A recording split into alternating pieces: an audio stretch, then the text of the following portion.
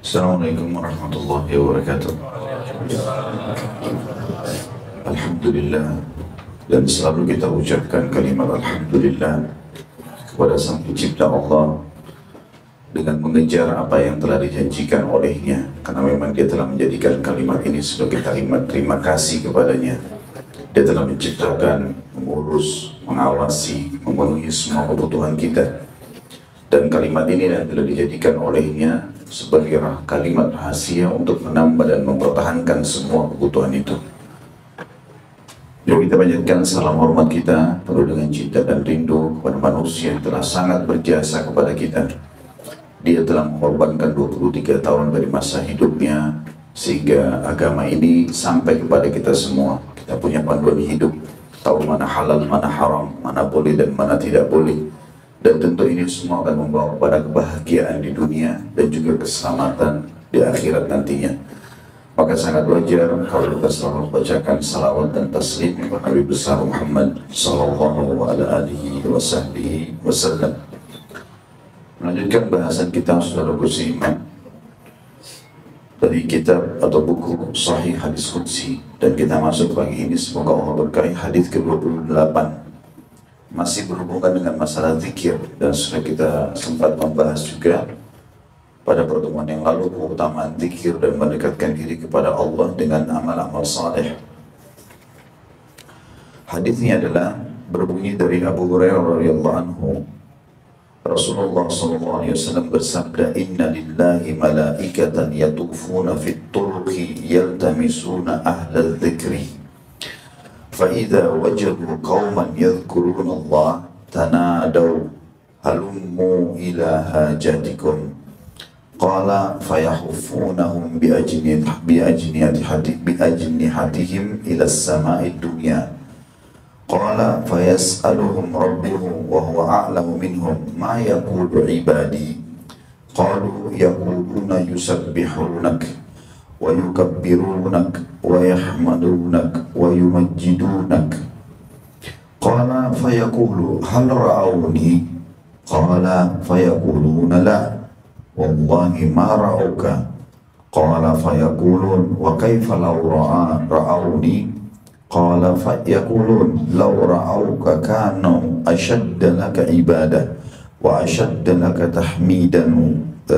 تمجيدا وتحميدا وأكثر لك تسبيحا قال يقولون فما يسألوني قال يسألونك الجنة قال يقول وهل رأوها قال يقولون لا والله يا ربي ما رأوها ما رأوها قال يقول فكيف لو أنهم رأوها قال يقولون لو أنهم رأوها كانوا أشد عليها حرصا وأشد لها طلبا وأعظم فيها ركبة قال فمما يتعوذون قال يقولون من النار قال يقول وهل رأوها قال يقولون لا والله يا ربي ما رأوها قال يقول فكيف لو رأوها قال يقولون لو رأوها كانوا أشد منها فرارا وأشد لها مخافة قال فيقولون فأشهدكم أني قد غفرت لهم قال يقول ملك من الملائكة فيهم فلان ليس منهم إنما جاء لحاجة قال هم الجلساء لا يشقى بهم جليسهم. Hadis ini hadis yang sangat agung, saudaraku seiman, dan ikhlaskan niat kita di majelis ilmu kita ini dan majelis-majelis ilmu yang dihadiri, karena keutamaan yang kita bahas hari ini sangat luar biasa. Majelis seperti ini disaksikan oleh Sang Pencipta Allah secara langsung, disaksikan oleh para malaikatnya, dan balasannya dalam hadis ini adalah surga serta diselamatkan dari api neraka. Bukan cuma orang yang datang untuk hadir menuntut ilmu sehingga mereka dapat lagi ekstra tambahan pahala ilmunya, orang yang ikut-ikutan saja juga kena tampiasannya. Kita dengarkan terjemahannya. Rasulullah SAW bersabda, sesungguhnya Allah mempunyai malaikat-malaikat yang berkeliling di jalan-jalan, maksudnya di bumi, untuk mencari ahli zikir. Dan disebutkan oleh Imam Nawawi dan para ulama, ahli zikir adalah majelis ilmu. Karena zikir di sini maknanya global, semua kegiatan yang mengingat Allah. Dan yang paling besar dalam mengingat Allah adalah majelis zikir. Karena mengingatkan, atau majelis ilmu, karena mengingatkan tentang halal haramnya sang pencipta Allah. Disebutkan ayat-ayatnya, dipelajari, ditadabburi, lalu siap untuk diterapkan. Mereka tidak berkumpul kecuali untuk mempelajari hukum-hukum Allah. Lalu dikatakan, jika mereka menjumpai satu kaum yang sedang berzikir kepada Allah, maka mereka berseru, kemarilah, inilah yang kalian cari. Maksudnya malaikat saling memanggil. Beliau melanjutkan, kemudian mereka, para malaikat, menaungi mereka atau ahli zikir tadi dengan sayap-sayap mereka sampai ke langit dunia. Beliau melanjutkan, kemudian Rabb mereka bertanya kepada mereka, pada para malaikat, padahal Rabb lebih tahu tentang mereka, maksudnya tentang keadaan orang-orang yang sedang duduk untuk majelis ilmu atau berzikir. Apakah yang diucapkan hamba-hambaku? Mereka, para malaikat, menjawab, mereka bertasbih, bertakbir, bertahmid, dan memujimu. Dia bertanya, apakah mereka telah melihatku? Maka para malaikat menjawab, tidak, demi Allah, mereka tidak pernah melihatmu. Maka dia pun, Allah bertanya lagi, bagaimana jika seandainya mereka melihatku? Maka para malaikat menjawab, seandainya mereka melihatmu, M-nya kata ganti besar berarti Allah, niscaya mereka akan lebih giat lagi beribadah kepadamu, lebih giat mengagungkanmu, dan lebih banyak bertasbih kepadamu. Dia bertanya, Allah bertanya, apakah yang mereka minta atau pinta kepadaku? Maka para malaikat menjawab, mereka meminta surga kepadamu. Lalu Allah bertanya lagi, apakah mereka pernah melihat surga itu? Para malaikat menjawab, tidak.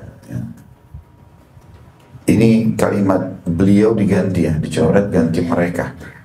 Nah, ini para malaikat di sini. Diedit kalimat itu karena kalau beliau berarti satu orang.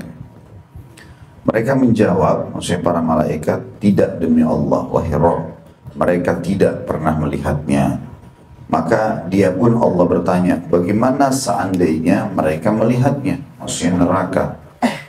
Maka para malaikat pun menjawab, seandainya mereka melihatnya, niscaya mereka lebih ini surga, ya, niscaya mereka lebih menginginkannya, lebih giat memintanya, dan lebih mengharapkannya.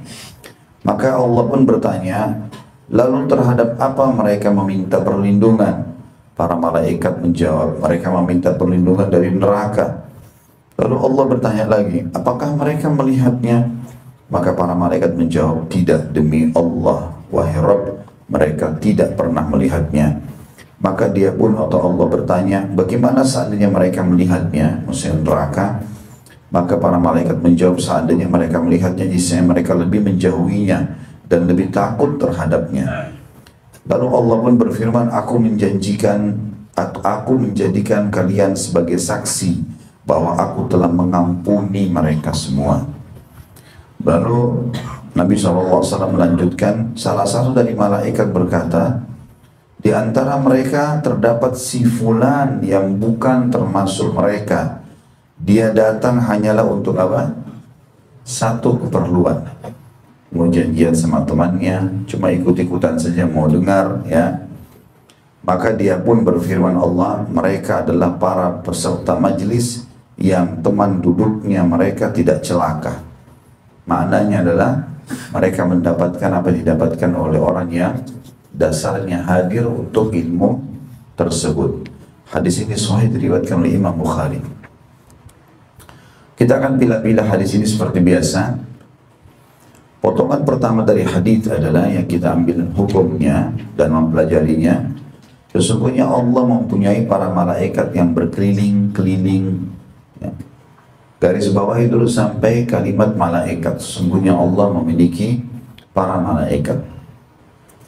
Ini adalah Itsbat atau penentuan, memastikan kalau memang Allah menciptakan malaikat. Dan ini rukun iman kita yang kedua. Wajib setelah iman kepada Allah, iman kepada malaikat.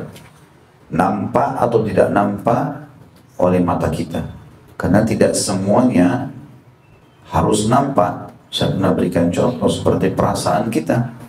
Kita rasakan lapar, kita rasakan haus, kita rasakan capek, kita rasakan sedih, kita rasakan senang, tapi tidak nampak. Dengan kita bisa rasakan, berarti memang ada alam nyata, ada alam gaib dalam kehidupan kita sendiri. Maka seperti itulah kurang lebih rukun iman kita yang 6. Umumnya gaib, termasuk iman kepada kitab-kitab. Ada sebagian yang gaib, seperti kitab-kitab yang belum pernah kita tahu, atau kitab-kitab yang memang pernah turun seperti Taurat, Zabur, Injil, tapi tidak ada lagi aslinya, kita nggak tahu. Sebagian ulama mengatakan itu jadi gaib juga. Rasul-rasul jadi gaib buat kita, karena kita tidak pernah bertemu mereka, cuma dengar namanya Musa, Isa, Yusuf, Shu'aib, Hud, dan seterusnya, ya. Bahkan sebagian ulama mengatakan Nabi Muhammad SAW pun untuk bagi kita sekarang termasuk iman kepada gaib, karena kita belum pernah melihat beliau, ya. Tapi kita yakin kalau itu ada, gitu kan, itu benar semuanya. Maka ini semua tentunya teman-teman sekalian adalah iman, ya, masalah keimanan. Dan ini kita kembali kepada poin kedua dari rukun iman, masalah malaikat. Malaikat ini makhluk Allah, diciptakan dari cahaya, sebagaimana hadis yang lain Bukhari berbunyi, Allah menciptakan malaikat dari cahaya, jin dari api, dan manusia dari tanah tembikar. Maka kalau dari cahaya, kita sudah tahu cahaya sifatnya terang, tidak ada cahaya gelap, gitu ya. Maka malaikat diciptakan dari cahaya, makanya mereka penuh dengan cahaya dan selalu menerangi tempat yang ada. Hanya saja memang masih terhijab cahaya mereka dan penampakan mereka kepada kita. Manusia akan pertama kali melihat malaikat dalam wujud aslinya itu pada saat menghadapi kematian. Dan di situ adalah proses pertama kali kita melihat malaikat, dan setelahnya kita akan terus melihat makhluk Allah ini. Baik itu nanti hari penggiringan di mahsyar, sehingga mereka menggiring semua manusia dan jin untuk dihisab. Juga pada saat orang masuk ke surga, dan insya Allah termasuk kita penghuninya, setiap sudut surga itu ada malaikat yang menyambut dengan kalimat-kalimat sambutan yang baik. Dan setiap neraka juga, sisi neraka ada malaikat yang menghardik para penghuni neraka. Jadi memang keberadaan mereka ada, dan jumlah mereka sangat banyak. Jumlah mereka melampaui jumlah kita. Sebagaimana sudah pernah saya paparkan, kalau manusia didampingi minimal 3 malaikat. Pencatat amal baik, pencatat amal buruk, dan juga malaikat hafazah atau penjaga di sisi kanan kita yang akan mengimbangi godaannya qarin, pendamping dari syaitan atau jin. Malaikat ada yang sifatnya diganti oleh Allah, dan diganti ini artinya diwafatkan, ya. Sebagaimana hadis Bukhari berbunyi, sesungguhnya di langit ke-7 sana ada Baitul Ma'mur, tempat tawafnya para malaikat. Setiap hari ada 70.000 malaikat yang masuk dan tidak akan pernah kembali lagi. Maknanya kata ulama hadis, Allah musnahkan, Allah ganti lagi yang baru. Ada jenis malaikat yang memang Allah Subhanahu wa taala lindungi. Mereka memiliki umur yang tidak ada batas, seperti Jibril, Mikail, Israfil, ya. Karena Jibril alaihissalam dia hidup dari zaman sebelum Adam, sebelum manusia diciptakan, sampai prosesi Adam dan seluruh nabi-nabi dan rasul diutus karena Jibril, satu-satunya malaikat yang ditugaskan oleh Allah Subhanahu wa taala untuk membawa wahyu kepada para rasul. Berarti Jibril hidup dari semua masa rasul-rasul itu. Ada 124.000 nabi, diantaranya 313 rasul. Jadi fase ribuan tahun ada. Dan Jibril alaihissalam akan terus ada, pendapat yang paling kuat, sampai abadi dengan izin Allah, sebagaimana juga Israfil dan Mikail. Ada riwayat yang sangat lemah menjelaskan kalau semua malaikat pun akan diwafatkan, termasuk malaikat maut pada saat mencabut ruhnya sendiri. Dan ini kalau kita kembali kepada hadisnya, kita lihat pendapat ulama semuanya melemahkan, bahkan banyak di antara mereka mengatakan tidak ada asalnya hadis ini, tidak ada asalnya. Tapi pendapat yang mengatakan memang ada sebagian malaikat yang diabadikan oleh Allah, ya, itu adalah kembali kepada firman Allah Subhanahu wa taala, A'udzu billahi minasyaitonir rajim, fasa'iqa wa nufikha fis suri fasa'iqa man fis samawati wal ardi illa man syaa Allah wa kullun atauhu dakhilin. Yang artinya pada saat ditiup sangkakala, dan yang niup sangkakala itu siapa? Israfil, ya. Pada saat ditiup maka musnahlah semua yang di langit dan di bumi, ya. Sementara yang lagi meniup Israfil, ya. Kecuali yang Allah inginkan, dan semua akan datang kepada Allah, dihadirkan kepada Allah dalam keadaan tunduk. Makna di sini kecuali yang Allah inginkan, kata ulama tafsir yang paling kuat pendapat adalah termasuk Israfil, termasuk Jibril, termasuk Mikail, termasuk malaikat penjaga surga, malaikat penjaga neraka, bidadari dan bidadara di surga, ini tidak kena.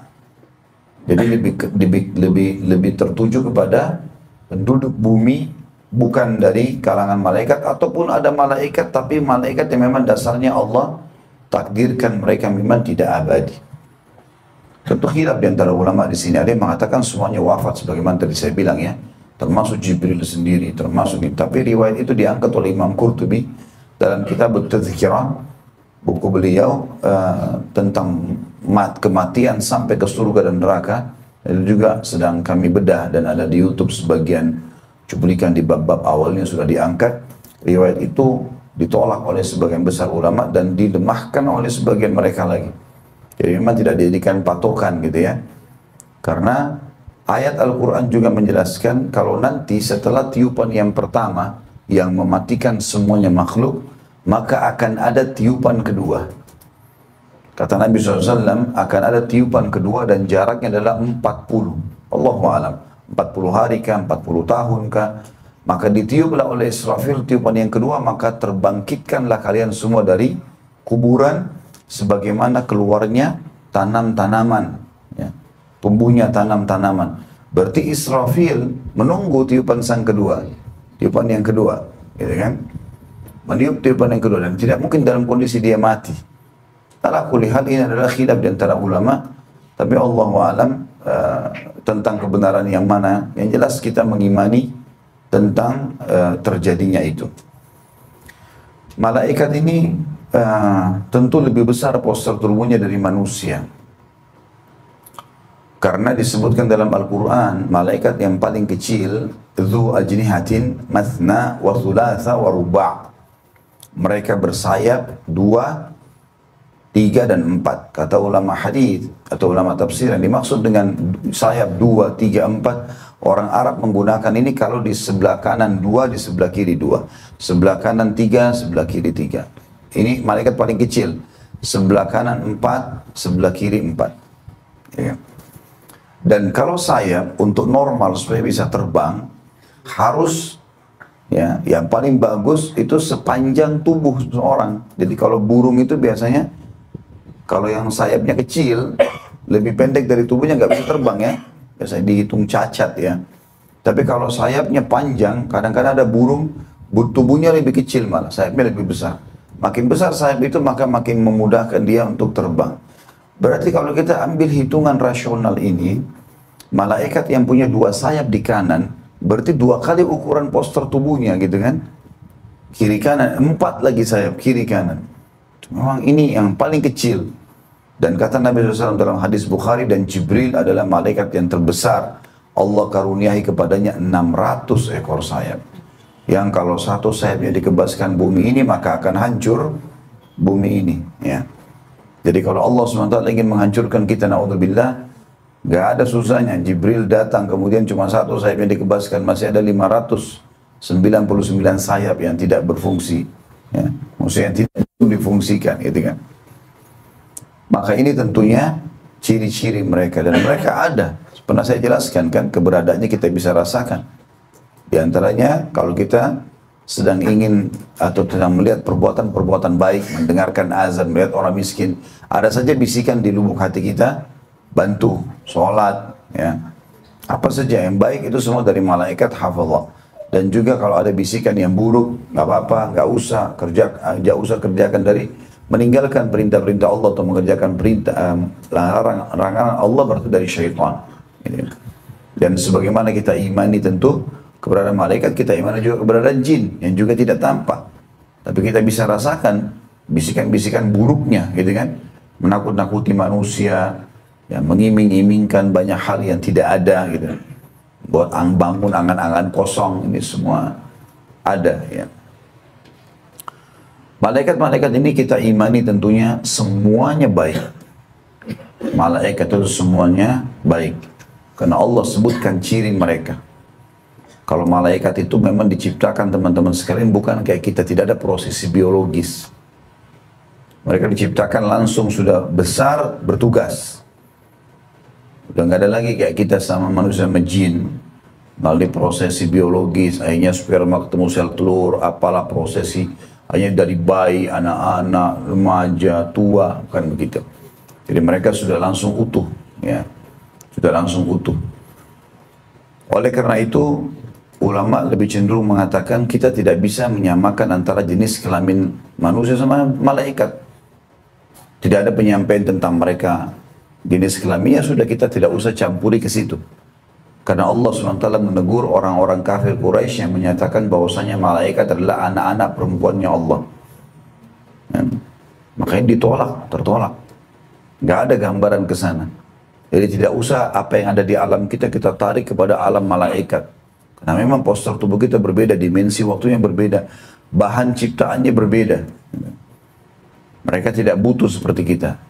Sebagian ulama mengatakan bahkan malaikat tidak diberikan hawa nafsu untuk berbuat dosa, tapi keinginan untuk taat selalu ada. Dalam surah Tahrim Allah menyebutkan, ayat 6-nya tentu, surah nomor 66, ayat yang sudah masyhur, a'udzubillahi minasyaitonirrajim, ya ayyuhalladzina amanu qu anfusakum wa ahlikum nara wa quduhan nasu wal hijab 'alaiha malaikatun giladun syidad la ya'sunallaha ma amara wa yaf'aluna ma yu'marun. Hai orang beriman, selamatkan diri kalian dan keluarga kalian dari api neraka yang bahan bakarnya dari manusia dan batu. Dijaga oleh malaikat-malaikat yang kasar, yang keras. Ciri-ciri malaikat di akhir ayat ini. Mereka tidak pernah melanggar apa yang Allah perintahkan dan selalu melaksanakan apa yang Allah titahkan. Jadi melaksanakan tugas dan tidak pernah melanggar. Dua hal yang harus ketemu ini. Ada orang pegawai di kantor, suka jalankan tugasnya, tapi kadang-kadang masih melanggar. Harus bertemu dua hal. Prestasi dihitung dari situ. Kalau orang menjalankan tugas dan tidak pernah melanggar, maka itu ciri malaikat. Gitu kan? Dalam hadis yang lain kata Nabi SAW, sesungguhnya Allah memiliki malaikat yang hanya bertasbih. Ada malaikat yang hanya sujud. Ada yang hanya ruku. Jadi Allah SWT dengan kemahakuasaannya dan memiliki kerajaan yang sangat besar, ya, banyak sekali menciptakan para malaikat ini. Dikatakan di sini salah satu malaikat yang ditugaskan dan diciptakan Allah adalah malaikat-malaikat yang berkeliling di jalan-jalan untuk mencari ahli zikir. Berarti di jalan-jalan kita ini penuh dengan malaikat. Cuma kita tidak nampak. Sebagaimana juga syaitan banyak. Kata sebagian ulama, sebagaimana padatnya oksigen dan udara di sekitar kita, balik kanan, balik kiri, kita lihat ke bawah, lihat ke atas, kita masuk ke lapangan yang luas, kita masuk ke ruangan yang sempit, tetap ada oksigen. Ya. Kecuali betul-betul dikedap mungkin, tapi kalau enggak, maka masih ada. Seperti itulah adanya oksigen, begitu pula keberadaan malaikat dan syaitan atau jin. Mereka selalu ada di mana-mana. Gitu. Dan Syekh Abu Bakar rahimahullah Al-Jazairi mengatakan, kalau Allah tidak padatkan malaikat seperti ini, maka mungkin manusia sulit untuk lolos dari jahatnya syaitan. Tapi karena keberadaan mereka, maka mereka yang diperintahkan Allah SWT untuk menjaga manusia. Jadi mereka ada jalan-jalan, dan untuk mencari ahli zikir saya sudah bilang tadi, pendapat ulama mengatakan adalah majelis ilmu. Ya. Tentu ada pendapat yang mengatakan zikir, orang berzikir, semuanya masuk dalamnya intinya. Ini potongan yang kedua tadi ya dari hadis kita. Jadi potongan pertama tadi tentang masalah malaikat, bahan ciptaan mereka, fungsi mereka dan seterusnya. Kemudian potongan kedua berkeliling di jalan-jalan untuk mencari ahli zikir, artinya mereka ada di sekitar kita. Potongan ketiga yang kita bahas adalah jika mereka menjumpai satu kaum yang sedang berzikir kepada Allah, maka mereka berseru, kemarilah, ini yang kalian cari. Ini potongan ketiga. Artinya malaikat berbicara satu sama yang lain. Makhluk Allah yang hidup. Ya. Mereka berbicara, dan ini juga pernah di perang Badar ada seorang sahabat mengatakan, ya Rasulullah, saya mendengar ada suara menyebutkan nama yang aneh, yang asing bagi saya. Ya. Tidak ada orang di Madinah, pasukan muslimin atau orang kafir Quraisy yang bernama itu. Kata Nabi SAW, itu malaikat yang saling memanggil temannya untuk semangat berperang. Ya. Dalam hadis yang lain kata Nabi SAW, sesungguhnya malaikat terganggu apa yang mengganggu manusia. Bau busuk misalnya, ya, itu mengganggu malaikat. Makanya Nabi SAW juga mengingatkan tentang masalah masjid. Siapa yang menyentuh makanan ini, jangan masuk ke masjid kami sampai baunya hilang. Maksudnya adalah bawang mentah. Kalau bawang dimakan dalam kondisi sudah digoreng mungkin ya, masih mending. Umumnya orang kalau makan makanan dan mau sholat dianjurkan, termasuk Imam Syafi'i rahimahullah sangat teliti dalam masalah ini, beliau mengatakan harus kumur-kumur, ya, supaya tidak ada tersisa makanan di mulut.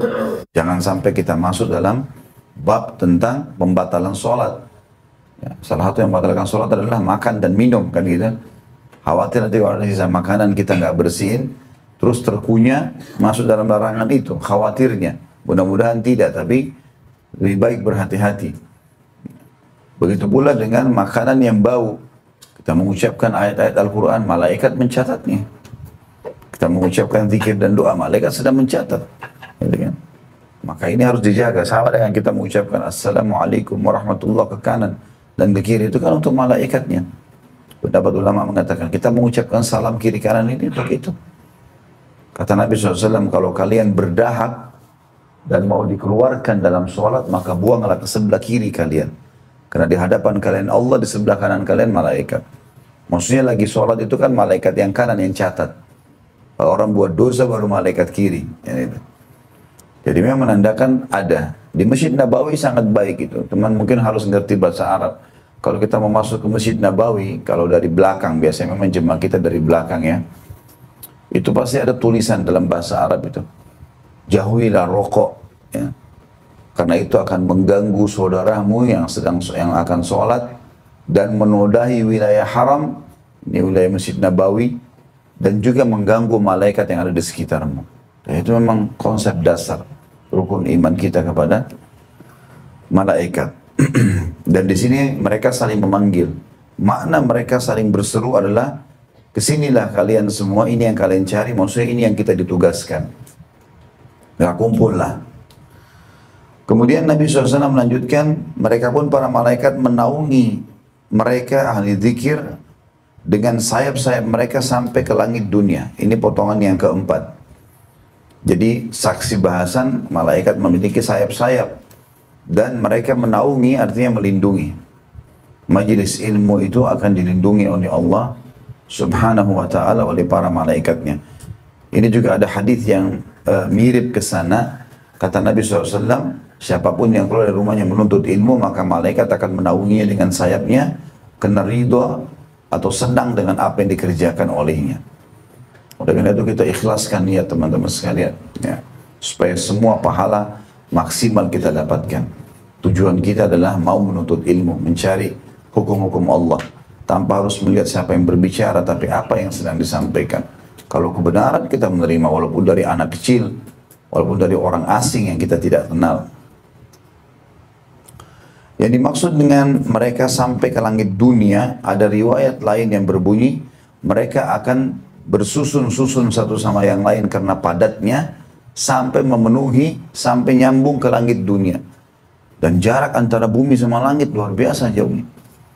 Orang kita dari sini aja ke Pluto, ya, sebagaimana pernah saya jelaskan secara ilmiah, saya baca buku anak saya SD, 274 tahun kecepatan cahaya. Itu satu matahari dengan kita, 274 tahun. Bagaimana dengan dunia, bumi ini sama matahari, bumi ini sama planet-planet yang lain? Saya baca keterangan kalau sekarang dengan teknologi kita sekarang sudah ditemukan planet yang lebih besar daripada matahari 11,7 miliar. Ya. Lebih besar, besarnya dan berapi seperti matahari itu besarnya 11,7 miliar. Dan itu saya pernah jelaskan kalau teman-teman lagi umroh atau haji, pas di Masjid Nabawi pergi ke pameran Asma'ul Husna. Di situ malah dibuat besar sekali. Kayak print yang besar, mungkin ukurannya 5 kali 5 barangkali ya, besar sekali, dan itu ditulis ini matahari, ini ada planet setelahnya, besar bedanya adalah sekian sampai terakhir sekali besar sekali berapi itu 11,7 miliar sekian.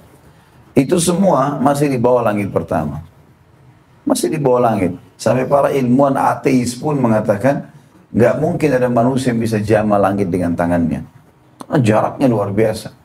Tapi malaikat ini memenuhi sampai ke langit. Bagaimana banyaknya? Gitu kan?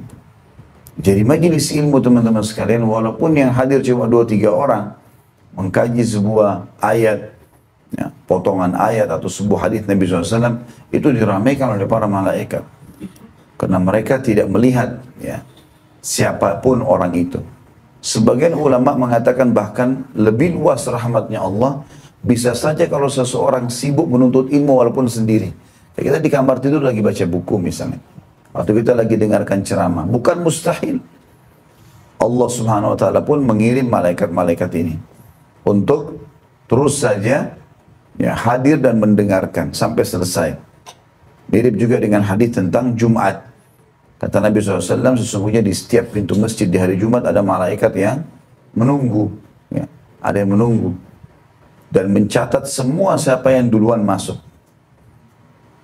Sampai akhirnya, kalau imam atau khatib sudah naik di atas mimbar, mereka pun menutup buku-buku amal mereka, lalu mereka ikut mendengarkan khutbah. Itu kuasa Allah SWT seperti apa. Tapi mereka hadir. Ya. Jadi ada makhluk-makhluk Allah yang luar biasa, yang mulia, yang hadir bersama kita. Kemudian disebutkan juga, lanjutannya adalah potongan yang kelima dari hadis kita. Lalu beliau, maksudnya Nabi SAW melanjutkan, kemudian Rabb mereka bertanya kepada mereka, maksudnya para malaikat. Padahal dia lebih tahu tentang mereka, ahli zikir. Di sini dulu ada potongannya. Ini potongan kelima.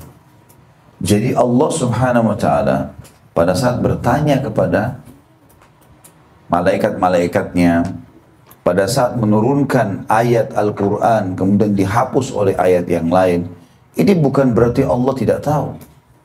Allah tahu, tapi Allah sengaja bertanya karena dia sudah menugaskan. Bukan mustahil seorang atasan, ini cuma untuk memperdekat pemahaman saja. Bukan mustahil seorang atasan, dia udah tahu pegawainya tadi datang misalnya tepat waktu jam 7. Dia udah lihat ada CCTV segala macam. Lalu dia bertanya, tadi kamu datang jam berapa? Masuk akal, rasional sekali. Karena ada orang memahami ayat Al-Quran misalnya tentang masalah perang, Badr. Gitu kan? Awalnya Allah SWT turunkan, sesungguhnya setiap orang di antara kalian akan mengalahkan, orang mukmin itu akan mengalahkan, ya, satu orang bisa mengalahkan sampai 100 orang, gitu kan. Lalu turun ayat Al-Quran yang berbunyi, Allah sekarang mengetahui kalau kalian ya tidak sampai ke sana, maka Allah menjadikan setiap orang dari kalian akan mengalahkan 10 orang. Satu orang kalah 10 orang. Dia mahir atau tidak mahir dalam berperang, umat Islam kalau masuk di kancah peperangan jihad, maka Allah menjanjikan dia bisa mengalahkan 10 orang musuh, gitu kan. Ada sebagian orang salah paham dengan ayat-ayat seperti ini. Oh berarti Allah sebelumnya nggak tahu. Sekarang baru tahu. Enggak. Naudzubillah. Allah SWT tahu semuanya. Ya. Dia alim, sangat mengetahui apa saja. Mirip dengan hadis ini. Ada juga hadis yang serupa tapi beda kasus. Adalah hadis tentang meninggalnya anak sebelum balik. Yang dalam hadis sahih riwayat Bukhari Muslim, kata Nabi SAW, nanti akan terdengar suara gemuruh di depan surga. Lalu Allah pun bertanya kepada para malaikatnya dan Allah lebih tahu suara apa itu. Cuma karena Allah tugasi malaikat, Allah tanya, suara apa itu? Mereka bilang itu suara anak-anak muslim yang meninggal sebelum balik. Mereka meminta agar orang tua mereka dimasukkan bersama mereka di surga. Maka Allah pun berkata, masukkan orang tua mereka bersama mereka di surga. Tapi ada saksi bahasan kita di sini adalah kalimat kalau Allah Subhanahu wa taala bertanya kepada para malaikat. Dan pertanyaan ini bukan berarti Allah tidak tahu. Makanya kata Nabi SAW di sini, kemudian Rabb mereka bertanya kepada para malaikat, padahal ada di situ dia lebih tahu tentang mereka. Orang-orang yang sudah tahu, malaikat pun dia tahu, semuanya Allah tahu. Itu potongan yang kelima tadi ya. Potongan yang keenamnya, apakah yang diucapkan hamba-hambaku? Berarti ada komunikasi antara Allah dengan malaikat. Dan ini itsbat, penetapan tentang ya adanya sifat bicara bagi Allah, gitu kan? Kuasa Allah, bagaimana kita nggak tahu itu kuasa Allah. Makanya Nabi Musa alaihissalam disebut dengan julukan Kalimullah, orang yang langsung diajak bicara oleh Allah Subhanahu wa taala. Sebagaimana Allah mengatakan dalam Al-Qur'an, "A'udzubillahi minasyaitonirrajim wa kallamallahu Musa taklima." Dan Allah mengajak bicara Musa secara langsung. Sampai dapat julukan Kalimullah. Kemudian para malaikat menjawab, mereka bertasbih, bertakbir, bertahmid dan memuliakanmu. Dan ini juga potongan kita selanjutnya ya, potongan yang ketujuh di sini. Jadi potongan yang keenam, apakah yang diucapkan hamba-hambamu. Jadi teman-teman yang pegang buku ditulis angkanya di atas ya. Ini angka 6, saya potongan yang keenam, potongan yang kelima. Karena kita sedang mengambil hikmah-hikmah daripada hadis ini. Ya. Yang ketujuh di sini adalah mereka para malaikat menjawab, mereka bertasbih, bertakbir, bertahmid dan memuliakanmu. Dan ini zikir teman-teman sekalian, mulia sekali. Ucapkan subhanallah, alhamdulillah, wa la ilaha illallah, Allahu akbar. Subhanallah wa bihamdi, subhanallahil azim. Ya. Dan makna bertasbih juga, kata sebagian ulama hadis, yang dimaksud bertasbih, bertakbir, bertahmid dan memuliakanmu adalah membesarkan, bertasbih kepadamu karena kagum dengan apa yang sedang kamu turunkan dari wahyu. Jadi misalnya kita dengarkan tentang surga, tentang neraka, tentang hukum halal haram, lalu kita kagum, kita mengatakan subhanallah, kan gitu. Maka itu masuk dalam makna ini. Jadi tidak harus orang mengucapkan subhanallah hanya karena berzikir umum saja, tapi dia masuk lebih luas daripada itu. Siapapun yang kagum, kemudian dia bertasbih kepada Allah, maka masuk dalam makna ini. Begitu pula dengan bertakbir, ya. Ini juga sama pada saat orang kagum, orang kaget, Allahu Akbar, ya, misalnya. Kemudian bertahmid, memuji Allah, bersyukur kepadanya, dan memuliakanmu, artinya mendengarkan apa yang sedang diucapkan untuk memujimu atau apa yang sedang engkau turunkan, ya Allah. Itu maknanya. Ini potongan yang ketujuh. Potongan yang kedelapan dari hadis yang kita bisa ambil sini, dia bertanya dan D-nya di sini kata ganti Allah, makanya dibesarkan. Ini besar ini betul dalam tulisan atau penulisan bahasa Indonesia kita. Apakah mereka melihatku? Allah bertanya.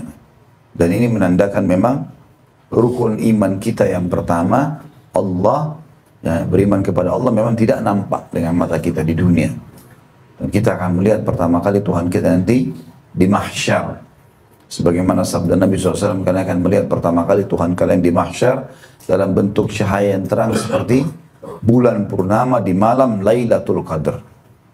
Ya. Dan nanti akan kita lihat sempurna, ya, Allah Subhanahu Wa Taala itu di surga.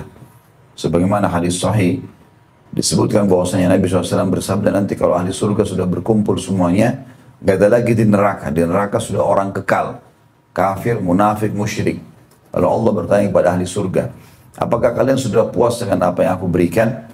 Maka mereka pun berkata, apalagi ya Allah, setelah engkau selamatkan kami dari neraka dan kami masuk ke dalam surga.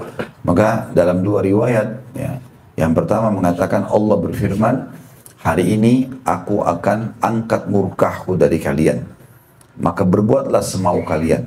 Kata Nabi SAW dalam penutupan hadis yang pertama ini, maka ahli surga tidak akan buat kecuali kebaikan. Jadi tidak lagi seperti di dunia, kita mau ganggu orang, mau ambil hak, tidak ada. Sifat itu diangkat semua oleh Allah SWT. Semua hanya kebaikan. Sebagaimana hadis yang lain berbunyi, kata Nabi SAW, ahli surga, perawakan mereka seperti Adam alaihissalam, postur tubuh, wajah mereka seperti Yusuf, hati mereka seperti Ayyub. Tidak ada lagi sifat buruk. Kemudian makna yang lain dari hadis tadi, ya, atau penutupan hadis riwayat yang lain, Allah Subhanahu wa taala mengangkat hijabnya. Maka pertama kali ahli surga melihat Allah secara langsung. Maka mereka pun berkata, ya Allah, tidak ada nikmat yang mengalahkan melihat wajahmu yang mulia. Jadi semua istana, dayang-dayang, permadani, makanan, minuman ini hilang semua. Nanti dikalahkan dengan itu. Makanya ulama umumnya mengatakan nikmat terbesar di surga adalah melihat wajahnya Allah SWT. Dan pelanjutan hadis sebagai penutup dalam poin itu adalah, kata Nabi SAW, lalu Allah menampakkan dirinya untuk mereka di pagi dan petang hari dengan kemahakuasaannya. Mudah-mudahan insya Allah kita termasuk ini. Itu tadi potongan, apakah mereka melihatku? Maknanya memang kita belum melihat Allah di muka bumi. Terbukti dari jawaban para malaikat di sini. Dan ini penyampaian dari Allah yang diperintahkan kepada Nabi SAW sampaikan ke kita. Tidak demi Allah, mereka tidak melihatmu. Makna tidak melihatmu, belum melihatmu. Kalau terjemahan lebih tepat, mereka belum melihatmu. Ya. Karena melihat Allah SWT nanti akan ada. Ya. Kemudian Allah pun bertanya kepada mereka lagi, bagaimana ya, jika seandainya mereka melihatku? Maka mereka pun menjawab, seandainya mereka melihatmu, niscaya mereka lebih giat lagi beribadah kepadamu, lebih giat mengagungkanmu, dan lebih banyak bertasbih kepadamu. Dan ini keutamaan teman-teman sekalian. Ini masih di poin ke-7 tadi ya. Yang ke-8 ya. Ini kemuliaan bagi orang yang mau beribadah kepada Allah walaupun belum melihat Allah. Jadi kemuliaan teman-teman sekalian ya, dan manusia sudah cukup, fasilitas yang Allah kasih sudah cukup ya. Artinya ini contoh secara rasional. Kalau kita lagi di rumah bertamu, ada tuan rumah, tidak ada tuan rumah, kalau orang baik tetap santun kan. Kalau orang dasarnya buruk, tidak ada tuan rumahnya, maka dia akan mencuri, dia akan merusak. Tapi kalau tamu yang santun, memang dia pakai fitrahnya, akal sehatnya, dia tetap santun di rumah orang walaupun tuan rumahnya pergi. Dia tidak akan menyentuh apa yang tidak dihalalkan buat dia, gitu kan? Itu rasionalnya. Maka sebenarnya seperti itu. Terlihat Allah, tidak terlihat Allah, sebagai orang yang beriman kita tetap patuh. Sendiri atau rame-rame tetap kita patuh. Gitu kan? Maka ini harus digarisbawahi teman-teman sekalian. Seperti itu juga sabda Nabi SAW mirip, tapi kasus yang lain ya, untuk menguatkan saja. Beliau mengatakan, aku ingin sekali ketemu dengan saudara-saudaraku. Kata para sahabat, ya Rasulullah, kami saudara-saudara Anda. Kata Nabi SAW, tidak. Kalian sahabat-sahabatku. Saudara-saudaraku yang datang nanti sepeninggalku. Tidak pernah kita lihat Nabi. Ini kita semua masuk dalam insya Allah. Tidak ada, kata Nabi SAW, orang yang datang sepeninggalku nanti. Sahabat sudah tangkap ini. Kata Nabi, kata para sahabat, ya Rasulullah, bagaimana Anda mengenalnya? Mengenal mereka. Sementara Anda tidak bertemu mereka kecuali di mahsyar. Kita akan ketemu Nabi SAW nanti di mahsyar. Di dunia sudah tidak mungkin, beliau sudah meninggal. Kita bisa ziarahi kuburnya, iya, menerapkan sunnahnya, tapi tidak pernah kita ketemu fisik. Ketemunya nanti di mahsyar. Kata para sahabat, bagaimana Anda mengenal mereka nanti ya Rasulullah? Maka kata Nabi SAW, sungguh dari anggota tubuh umatku yang tersentuh air wudhu akan keluar cahaya yang terang. Jadi dengan itu Nabi SAW bisa mengenal kita. Maka kata Nabi SAW, bukankah pemilik kuda yang memiliki kuda yang di keempat kakinya berbulu berwarna putih. Badannya warna apa saja nggak ada masalah, mau hitam, mau coklat. Tapi di kakinya ada bulu putih empat-empatnya. Bukankah dia bisa membedakan dengan kuda-kuda yang lain? Kata para sahabat, iya ya Rasulullah. Kata Nabi SAW, begitu pula aku mengenal mereka. Riwayat lain dikatakan, siapa yang bisa memanjangkan jemahan cahaya tubuhnya, lakukanlah. Maksudnya, kalau kita wudhu ada batas minimal, lebihkan dari batas minimal itu kan. Misal kita di pergelangan tangan, maka lebihkan. Karena kalau kurang dari batas minimal tidak sah wudhunya, kan gitu. Seperti wajah misalnya, bukan cuma disiram lempar air, tapi diusap semuanya. Sampai dipastikan di bawah dagu pun 2 jari, kata sebagian ulama. Batas minimal siku, maka harus dilebihkan kalau bisa. Gitu kan. Begitu pula dengan kaki, batas minimal mata kaki, lebihkan. Maka itu hal yang positif. Dalam hadis yang lain dikatakan juga berhubungan dengan masalah ini, kata Nabi SAW melalui Abu Hurairah radhiyallahu anhu mengatakan, Abu Hurairah ini pernah wudu radhiyallahu anhu lalu bajunya digulung sama dia sampai ke pundaknya. Ada satu tabi'in lihat gitu. Kata dia, wahai Abu Hurairah, apa yang Anda lakukan? Kata Abu Hurairah, kalau engkau tidak melihatnya, aku tidak akan jelaskan. Karena engkau bertanya, aku jelaskan. Ada hadis Nabi SAW yang berbunyi, ya, sesungguhnya aku mendengar Rasulullah SAW bersabda, tubuh seorang mukmin yang tersentuh air wudu akan dipenuhi perhiasan pada hari kiamat. Untuk perhiasan apa? Allahu a'lam. Tidak usah kita bayangkan gelang-gelang misalnya. Ya. Tapi perhiasan kita tidak tahu. Mungkin bisa pakaian, bisa gelang, bisa apa saja, itu kuasa Allah SWT. Yang jelas itu termasuk riwayat. Tapi saksi bahasan tadi kita yang mirip dengan hadis ini ya. Kalau memang tidak harus apa yang kita lihat itu, kemudian kita baru imani, tidak. Tapi semuanya memang keberadaannya kita imani sebagai seorang muslim yang menggunakan akal sehatnya. Karena akal tidak bentrok dengan itu. Poin selanjutnya, potongan yang ke-9. Lalu dia Allah bertanya, apa yang mereka pinta kepadaku? Tujuannya hadir di majelis untuk apa? Apa yang mereka mau? Maka mereka pun, para malaikat menjawab, mereka meminta surga kepadamu. Tujuan Bapak Ibu belajar untuk apa? Tahu hukum kan? Lalu kita dipandu untuk kemana? Ke surga. Tujuannya kan itu. Kita belajar untuk jadi lebih baik. Jadi tahu hukum halal haramnya Allah. Maka tujuannya untuk itu. Makanya kata Nabi SAW, siapa yang jalan menuju menuntut ilmu, maka Allah akan mudahkan jalan menuju ke surga, gitu kan? Jadi memang ilmu akan membawa ke sana. Itu yang dimaksud dalam potongan ini. Ini tentu potongan yang ke-10 tadi ya. Yang ke-9. Lalu Allah pun bertanya, ya, ini untuk memastikan poin yang tadi sebelumnya, ini bisa masuk poin yang ke-10 ya. Apakah mereka melihat, ya, apakah mereka melihatnya surga itu? Ini menandakan kita memang belum pernah lihat surga. Ya. Walaupun ada sebagian orang yang mungkin Allah karuniai, dia bisa lihat surga dalam mimpinya. Bukan mustahil. Ya. Ada sebagian sahabat memang yang melihat dirinya di surga, melihat sebagian yang Allah SWT janjikan. Tapi tentu walaupun tidak diperlihatkan, kita mengimani. Kata para ulama, sebagaimana di dunia kita bisa rasakan kenikmatan, di akhirat pun kita rasakan, tapi berlipat ganda lebih nikmat. Apakah mereka sudah melihatnya? Maka mereka, di sini kata beliau tadi sudah saya bilang diganti ya. Saya bisa pinjam pulpen ada. Ini harusnya mereka tadi belum saya ganti. Jazakallah khair. Maka mereka menjawab, tidak demi Allah wahai Rabb, mereka tidak melihatnya atau belum melihatnya di sini. Kita lanjutkan dulu. Dan dia bertanya Allah, bagaimana kalau seandainya mereka melihatnya? Maka mereka pun menjawab, seandainya mereka melihatnya, niscaya mereka lebih menginginkannya, lebih giat memintanya, dan lebih mengharapkannya. Dan ini dalil yang sangat jelas kalau memang kita belum melihat surga di dunia. Tapi mengejarnya adalah bagian daripada ibadah. Makanya kata Nabi SAW, siapa yang meminta dalam sehari surga 7 kali, riwayat lain 3 kali ya, ada riwayat yang 7 kali, dan meminta berlindung dari neraka 3 kali atau 7 kali dalam sehari, maka surga akan berkata, ya Allah masukkan dia ke dalamku.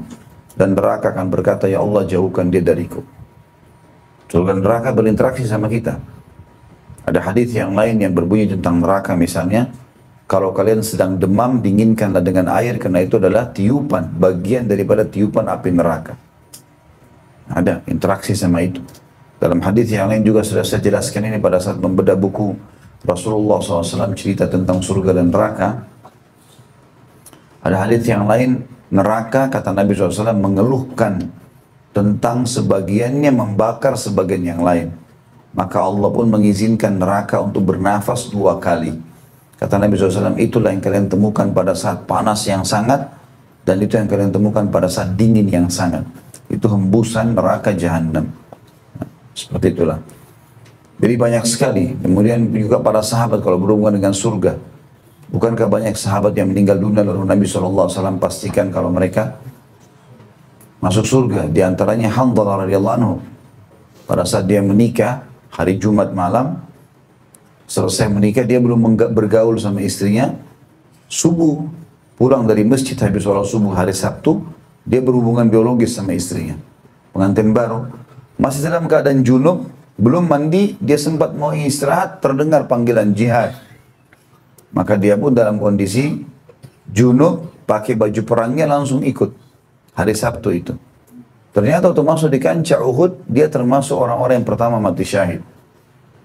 Waktu selesai peperangan, dikumpul jenazah muslimin, khusus jenazahnya Hanzalah ini, Nabi SAW melihat ke arahnya lalu mengalihkan kembali pandangannya. Kata para sahabat, ya Rasulullah, kenapa? Ada apa dengan Hanzalah? Yang lain Nabi lihat-liatin semuanya. Kenapa kok ini enggak Nabi alihkan pandangannya? Kata Nabi SAW, aku diperlihatkan istrinya dari bidadari menjemputnya. Jadi interaksi sama ahli surga sudah ada. Gitu kan? Sudah luar biasa gitu. Ya, ini semua jelas-jelas, dan pernah saya ceritakan kalau masih ingat kisah tentang anak muda yang dinukil dari seorang tabi'in Abu Qatadah radhiyallahu anhu rahimahumullah semuanya. Dia seorang panglima perang, kemudian dia pun bilang setiap kali dia pulang ke kampungnya di wilayah Irak, dia di negeri Syam, dia selalu motivasi orang-orang untuk ikut jihad. Bergabunglah lagi pasukan dengan dia. Orang-orang sipil, masyarakat biasa. Jihad nih lagi, ayo ikut semuanya. Sampai dia temui ada seorang, waktu dia lagi motivasi begitu, malam hari dia pulang ke rumahnya. Pas dia lagi mau istirahat, ada ketukan dari luar pintunya, dan yang ada suara-suara perempuan di malam hari. Maka dia pun berkata, A'udzubillahi minasyaitonirrajim, ini fitnah malam-malam kenapa perempuan ketuk pintu rumah saya. Dia baru pulang dari masjid motivasi orang jihad gitu ya. Lalu kemudian perempuan itu mengatakan, wahai Abu Qatadah, bukalah ya. Buka pintumu. Saya punya hajat yang mendesak. Maka dia bilang, saya pun buka pintu. Ternyata ibu tersebut pun ya menggunakan tutup wajah, dan terlihat pun walaupun malam, wanita ini punya kelebihan fisik sebenarnya. Karena terlihat sebagian dari matanya. Kata Abu Qatadah, saya pun menurunkan pandangan dan menanyakan, kenapa ibu? Dia bilang, saya termotivasi dengan Anda karena Anda motivasi kami untuk jihad, untuk perang, gitu kan? Maka saya perempuan, tidak bisa saya ikut secara fisik. Ya, saya tidak mampu untuk itu. Tapi saya punya rambut yang sangat indah ya, dan sangat kuat. Rambutnya panjang sekali. Saya sudah memotongnya dan saya sudah menjadikannya sebagai tali kekangan kuda. Maka saya minta ini rambut saya gunakan sebagai tali kekangan kuda Anda. Minimal rambut saya ikut jihad. Maka Abu Qatadah mengatakan, saya kagum betul sama ibu ini. Bagaimana semangatnya kan gitu. Lalu kemudian kata Abu Qatadah, baiklah. Kata ibu tersebut, sebentar, ada lagi satu. Ada satu buah hati saya, anak saya. Saya sangat sayang dengan dia. Dan dia mirip sekali dengan ayahnya. Ayahnya sudah mati syahid. Anak ini secara fisik, semua semangat, keberanian ikut ayahnya. Tolong jangan engkau tolak besok dia ikut. Karena umurnya masih 17 tahun. Kata Abu Qatadah, baiklah. Besok pagi habis sholat subuh, habis duha, pasukan dimotivasi, kumpullah semua untuk bergerak. Waktu Abu Qatadah sudah atur pasukan, Abu Qatadah lupa nih kasusnya ibu tadi malam, masalah anaknya. Tiba-tiba ada satu anak muda dari belakang berteriak, Abu Qatadah, Abu Qatadah. Abu Qatadah, begitu saya balik ke arahnya, saya menemukan ada satu anak muda sangat tampan. Belum pernah saya temukan orang setampan itu. Dan pakai baju perang, tinggi besar, gagah di atas kudanya. Lalu dia mengatakan, aku adalah anak ibu semalam. Dan ibuku sudah mewasiatkan agar anda jangan menolakku. Kata Abu Qatadah, baiklah, ikutlah, ikut dia. Tapi Abu Qatadah bilang, ingat anak muda, kamu belum pengalaman. Ini perang, jihad. Bisa terpotong tanganmu, bisa tercungkil matamu, bisa terpotong kakimu. Kamu di belakang. Lihat pengalaman orang-orang yang di depan. Kalau ada kesempatan kamu melawan. Kalau enggak, kamu lihat pengalaman-pengalaman itu. Dia bilang, baiklah Abu Qatadah.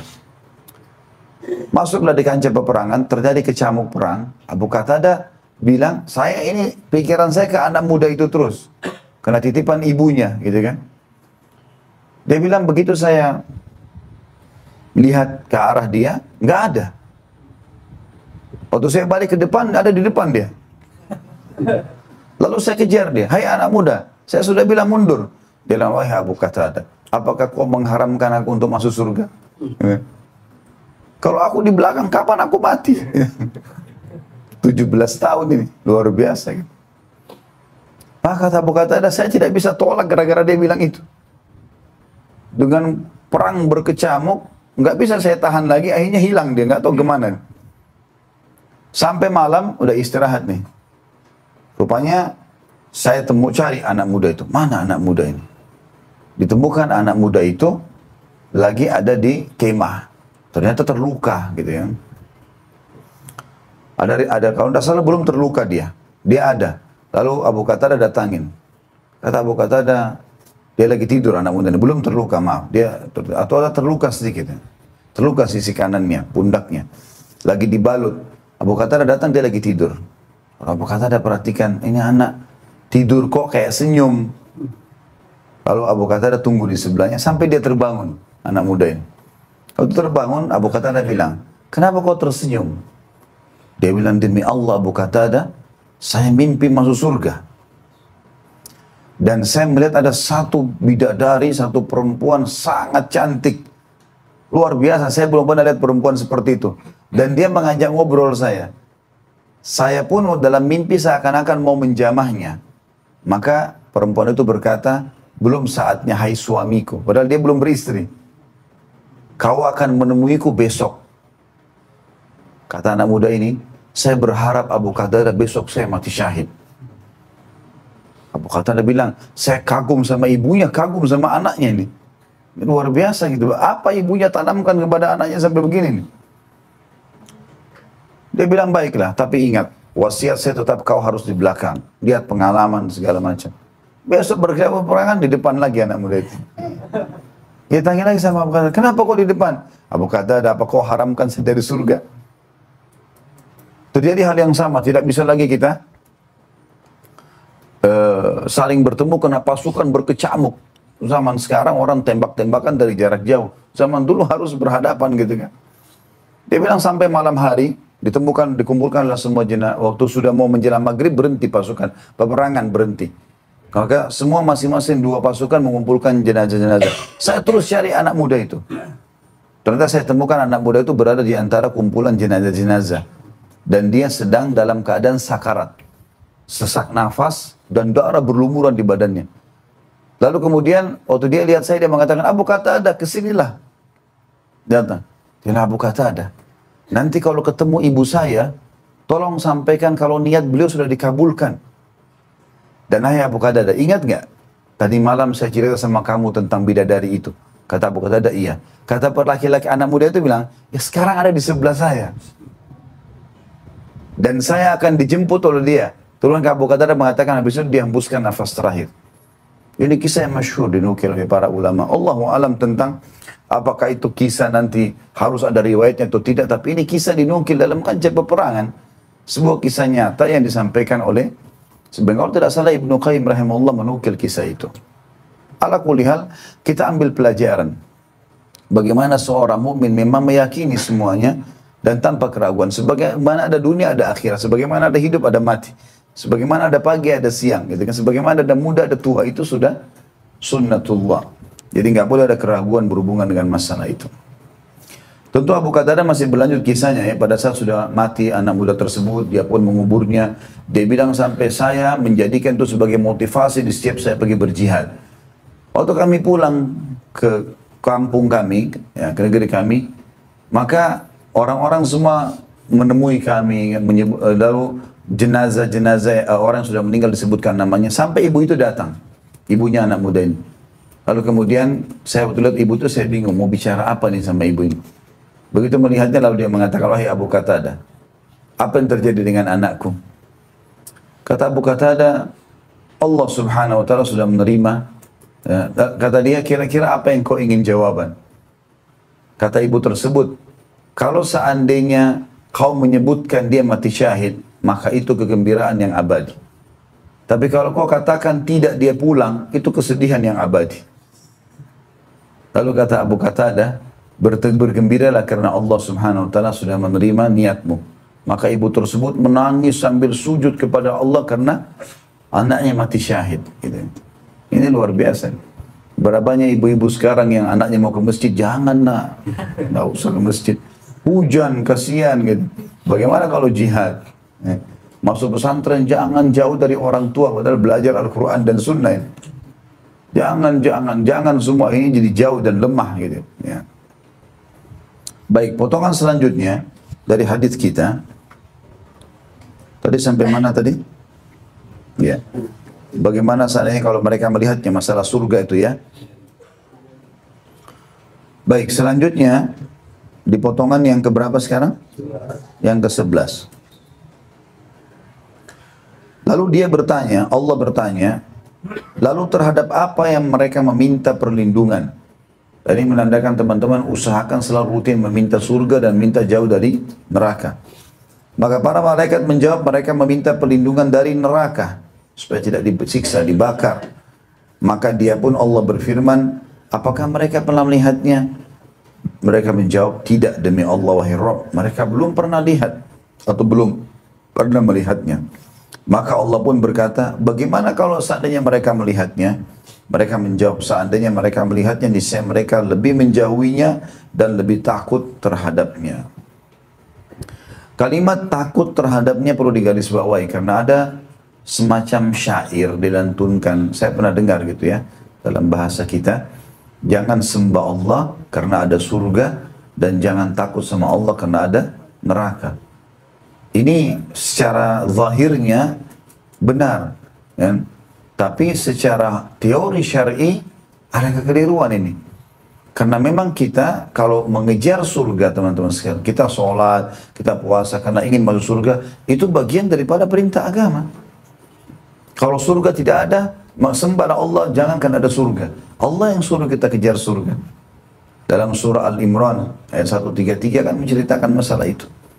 A'udzubillahi minasyaitonirrajim wasari'u ila maghfiratin min rabbikum wa jannatin arduha as-samawati wal ardu uiddat lil muttaqin.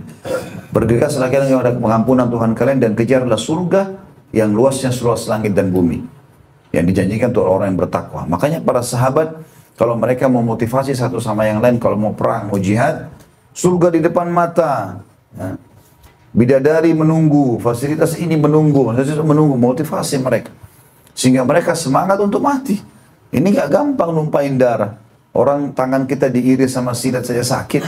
Gimana kalau kita berhadapan sama pedang, ya, sama api, sama senjata dan segalanya, itu berat. Ya. Tapi surga bisa memotivasi untuk itu. Maka itu aja. Kalau kita mengatakan, baik, jangan takut sama Allah karena ada neraka. Loh, yang suruh takut sama neraka Allah. Ya. Wattaqun nar allati waquduha an-nas, kata Allah. Takutlah pada neraka yang bahan bakarnya dari manusia. Tadi surah Tahrim ayat 6. Gitu kan? Hai orang beriman, ya, jauhkan dirimu dan keluargamu dari api neraka. Jadi di sini kita disuruh jauhkan, ya, dan bahan bakarnya dari manusia dan batu. Ayat yang lain dikatakan wattaqun nar allati waquduha an-nas wal hijarah dalam surah Al-Baqarah. Allah mengatakan dan takutlah kalian kepada neraka yang bahan bakarnya dari manusia dan batu. Jadi memang kita disuruh takut. Bahkan kalau kita ibadah karena ingin mengejar surga, maka itu kesempurnaan dalam ibadah. Maka kita lebih khusyuk, lebih konsentrasi karena mengejar pahala semaksimal. Dan kalau kita takut dari neraka, karena Allah yang perintahkan kita untuk takut, maka itu sempurna dalam ibadah juga. Ya.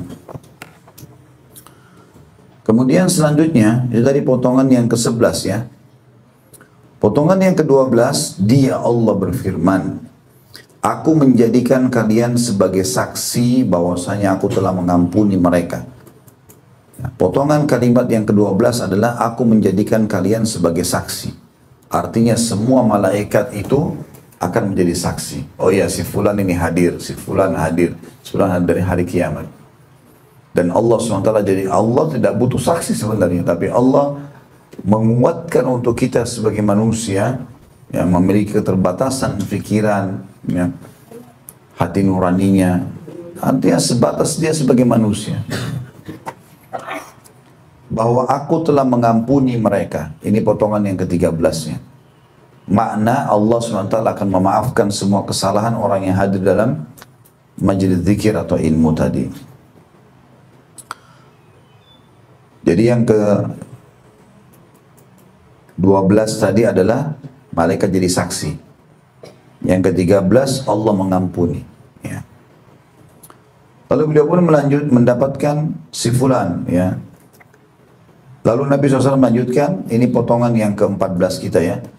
Salah satu dari malaikat berkata, di antara mereka terdapat si fulan yang bukan termasuk mereka.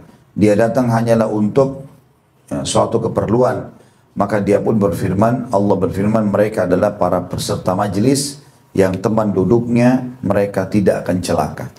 Artinya gara-gara mereka datang ke situ dapat tampiasan juga. Ini maknanya semakna dengan hadis Nabi SAW yang berbunyi, kalau kalian menemukan taman dari taman surga maka duduklah bersama mereka. Kata ulama adalah majelis ilmu, berzikir kepada Allah Subhanahu Wa Taala. Ya. Jadi ini kita disuruh untuk mampir dan memang sengaja duduk bersama mereka. Dan ini potongan yang ke-14 tentunya bahwasanya Allah Subhanahu Wa Taala ya, memberikan berkah majelis ilmu itu dan majelis zikir sehingga orang yang lewat pun, orang yang mampir pun di situ juga mendapatkan hal yang sama. Itu hadis kita yang ke-28. Hadis yang ke-29 dan sanadnya juga sahih. Ya. Tadi juga dituntut hadis sahih, makanya di setiap angka urutan hadis itu di sebelahnya sahih. Dan memang banyak buku menulis tentang hadis qudsi tapi masih bercampur baur ya. Makanya buku ini yang kita pakai karena tulisannya judulnya Sahih Hadis Qudsi, yang sahihnya saja ya. Dari Abu Hurairah anhu bahwasanya Nabi SAW bersabda, Inna Allah Azza wa Jal yaqul ana ma'abdi idha huwa dhakarani wa taharrakat bi syafatahu. Diriwayatkan oleh Ahmad dan Ibnu Majah dengan sanad sahih. Artinya sesungguhnya Allah yang maha suci dan maha mulia berfirman, aku selalu bersama hambaku apabila dia mengingatku dan kedua bibirnya bergerak menyebut namaku.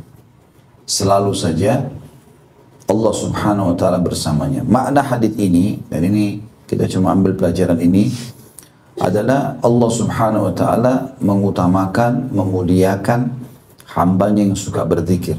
Jadi lisan kita jangan diam teman-teman sekalian. Ngobrol sama orang yang baik-baik saja, yang berbau pahala kepada Allah, lalu kemudian ya di sisanya berzikir.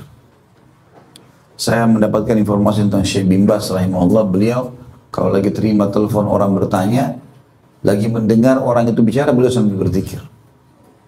Orang di sekitarnya dengar, subhanallah, alhamdulillah, sambil dia ada suaranya. Orang bicara mungkin tidak dengar di telepon, tapi dia seperti itulah. Ya. Nanti kalau sudah selesai, baru dijawab sama dia. Maka kalau lagi kita bengong di mobil, di motor, di jalan, lagi antri, apa sajalah, berzikir kepada Allah SWT. Lagi buka baju teman-teman sekalian, prosesnya buka baju, itu bisa 10 kali istighfar. Astagfirullah wa atubu ilaih, astagfirullah, sambil buka baju. Sambil kita mau jalan dari kamar ke dispenser ambil air, bisa kita baca subhanallah, alhamdulillah, wa la ilaha illallah, Allahu akbar. Sambil kita lagi ya, menuju ke mobil, mau kerja keluar, la haula wa la quwata illa billah, la haula wa la quwata illa billah, bisa berzikir. Kan banyak sekali keutamaannya. Gitu kan. Banyak sekali. Kata Nabi SAW, siapa yang melazimkan istighfar, maka Allah akan jadikan, Allah akan maafkan kesalahan dan Allah akan berikan jalan keluar dari setiap permasalahannya. Kenapa kita tidak ucapkan? Kenapa kita cuma cukupkan dengan istighfar 3 kali habis sholat? Selalu istighfar. Ya. Juga tadi misalnya subhanallah, alhamdulillah, wa la ilaha illallah, Allahu akbar. Kata Nabi SAW, siapa yang mengucap, kalau aku ucapkan sekali itu lebih aku cintai daripada terbitnya matahari. 1 kali. Matahari kita tahu fungsinya luar biasa. Bumi ini akan terang. Semua orang bisa, makhluk bisa beraktivitas karena adanya matahari. 1 kali ini lebih baik daripada matahari terbit. Bagaimana kalau 10 kali? Subhanallah, alhamdulillah, wa la ilaha illallah. Ibu-ibu lagi masak, lagi pakaiin baju anak, zikrullah. Yang kita tidak boleh zikrullah kalau kita di WC kan gitu. Selain daripada itu zikrullah teman-teman. Lagi siram taman, lagi apa sajalah, mau pakai sendal, mau buka sendal, banyak sekali, mau baru mau menuju ke meja, buka laptop untuk bekerja, salah. Atau lagi menunggu loading filenya, zikrullah. Kata Nabi SAW, la hawla wa la quwata illa billah adalah seluruh perbendaharaan surga ada padanya. Artinya fasilitas surga semua akan didapatkan tambahan ekstra, kata para ulama hadis. Ini. Subhanallah wa bihamdi, subhanallahil azim, yang kata Nabi SAW 2 kalimat yang ringan di lidah, dicintai Allah dan juga berat di timbangan hari kiamat. Jadi banyak sekali manfaat-manfaatnya. Maka sambil zikrullah. Dan orang yang terbiasa zikrullah, subhanallah, lisannya pun baik. Kata ulama, orang yang biasa zikrullah, lisannya baik. Yang dia ucapkan itu kalimat-kalimat yang santun, yang baik. Terkontrol lisan itu. Beda dengan orang jauh dari zikrullah, maka lisannya tajam, kasar. Ya. Orang yang santun, yang baik itu seperti Nabi SAW sudah tidak ada yang kalahkan. Nabi SAW walaupun dalam keadaan beliau disakitin pun masih bisa dengan menjawab dengan baik. Ini makna hadis dan ini keutamaan bagi orang yang memang sengaja menggerakkan bibir, dan ini menandakan juga zikir adalah ibadah badan. Ya. Di sini katakan menggerakkan kedua bibir. Ibadah hati ada, ikhlas, yakin, tawakal, itu kan ibadah hati. Ya. Jadi zikrullah dengan lisan, baca Quran dengan lisan. Dikuatkan dengan keikhlasan dari hati ia, maka itu jauh lebih baik. Tentu ada ulama yang mengatakan dia bisa masuk dua-duanya, boleh zikir dalam hati, boleh zikir dengan lisan. Tapi kalau kita lihat zahirnya hadis ini adalah pengucapan. Makanya sholat pun, sholat sir kayak duhur sama asar, sholat yang tidak bersuara. Ya. Sebenarnya di sini bukan sir itu menghilangkan suara ya. Kalau ada orang tidak bersuara sama sekali dalam sholat duhur asarnya, maka ini ngantuk nanti dia. Maka dia sirkan. Sir itu orang Arab mengatakan, sir itu seperti orang berbisik, itu sir. Beda kalau dia menyembunyikan, dia hilangkan, bahasa Arabnya khafa. Menyembunyikan ya. Khafiyah misalnya. Tapi kalau ini enggak, ini memang sir, sholat sir. Sholat mengecilkan suara, seperti itulah. Hadis selanjutnya nomor 30. Dan ini penutupan tentu dalam bab kita. Dari Abu Hurairah radhiyallahu anhu bahwasanya Abu Hurairah radhiyallahu anhu dan Abu Sa'id radhiyallahu anhu bahwa keduanya menyaksikan Rasulullah SAW bersabda, "Idza qala al-'abdu la ilaha illallah wallahu akbar." Tidak ada Tuhan yang berhak disembah dan Allah Maha Besar. Qala yaqulullahu azza wa jal, maka Allah pun yang Maha Mulia dan Maha Suci menjawab, sadaqa abdi la ilaha illa ana wa ana akbar. Wa idza qala al-abd la ilaha illallah wahdahu. Saya terjemahkan dulu. Allah pun berfirman, hambaku benar dengan mengucapkan la ilaha illallah wallahu akbar. Tidak ada Tuhan yang berhak disembah kecuali aku dan aku adalah yang maha besar.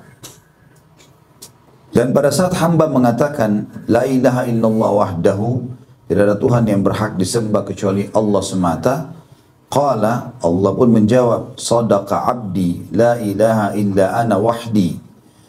Memang benar hambaku, tidak ada Tuhan yang berhak disembah kecuali aku semata.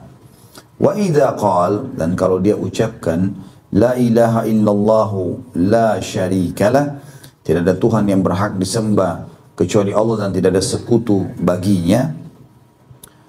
Qala sadaqa abdi la ilaha illa ana wa la syarika li. Allah pun menjawab, hambaku benar, tidak ada Tuhan yang berhak disembah kecuali aku dan tidak ada sekutu bagiku. Wa idza qala la ilaha illallah lahul mulku wa lahul hamd. Kalau dia mengucapkan tidak ada Tuhan yang berhak disembah kecuali Allah yang memiliki kekuasaan dan memiliki pujian, qala sadaqa abdi la ilaha illa ana la ilaha illa ana liyal mulku wa liyal hamd. Memang betul hambaku, tidak ada Tuhan yang berhak disembah kecuali aku dan aku pemilik kerajaan dan puji-pujian. Wa idza qala al-'abd, dan kalau seandainya hamba itu mengucapkan juga la ilaha illallah wa la haula wa la quwata illa billah, ya, tidak ada Tuhan yang berhak disembah kecuali Allah dan tidak ada daya serta kekuatan kecuali dengan pertolongan Allah. Qala, maka Allah pun berfirman, sadaqa abdi la ilaha illa ana wa la hawla wa la quwata illa bi. Allah pun menjawab, hambaku benar, tidak ada Tuhan yang berhak disembah kecuali aku dan tidak ada daya dan kekuatan kecuali dengan pertolonganku. Hadis ini sahih diriwayatkan Ibnu Majah, Tirmidzi, Ibnu Humaid dan Ibnu Hibban. Hadis ini memberikan pelajaran kepada kita teman-teman sekalian tentang jenis-jenis zikir. Tentu ada hadis yang lain Bukhari berbunyi afdalul dzikir la ilaha illallah. Zikir yang paling afdal adalah la ilaha illallah. Tapi dalam riwayat ini la ilaha illallah ini ada juga zikir tambahan dan boleh kita variasikan seperti ini. Jenis yang pertama la ilaha illallah wallahu akbar. Ini disebutkan tadi. Jenis yang kedua la ilaha illallah wahdahu. Sampai situ saja, ya. Ada jenis yang ketiga, la ilaha illallah la syarikalah. Ini semua jenis zikir. Jadi boleh kita partnerkan la ilaha illallah dengan ini sebagaimana ajaran baginda Nabi alaihi salatu wassalam. Ada juga yang keempat, la ilaha illallah lahul mulku wa lahul hamd. Sebagaimana terjemahnya sudah kita bacakan tadi. Ini yang keempat, ya. Dan yang kelima, la ilaha illallah wa la hawla wa la quwata illa billah. Berarti ini semua jenis-jenis zikirnya. Kita ambil pelajaran teman-teman sekalian. Kalimat yang paling kuat, yang luar biasa adalah la ilaha illallah.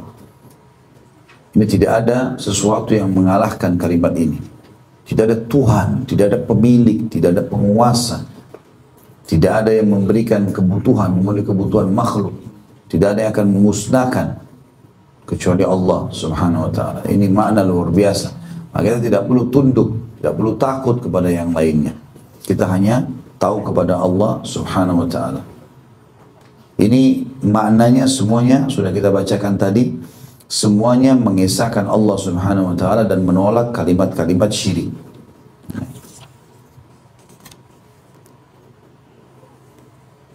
Baik, kita lanjutkan teman-teman sekalian dengan bab setelahnya. Karena ini masih berhubungan dengan masalah zikir, ya. Nanti insya Allah mudah-mudahan Allah berkahi, kita masih akan masuk ke bab yang lain nanti, penuh akan datang, ya, karena sudah berbeda judulnya. Hadis yang selanjutnya adalah hadis nomor 31 dengan judul babnya anjuran untuk selalu bertaubat dan beristighfar.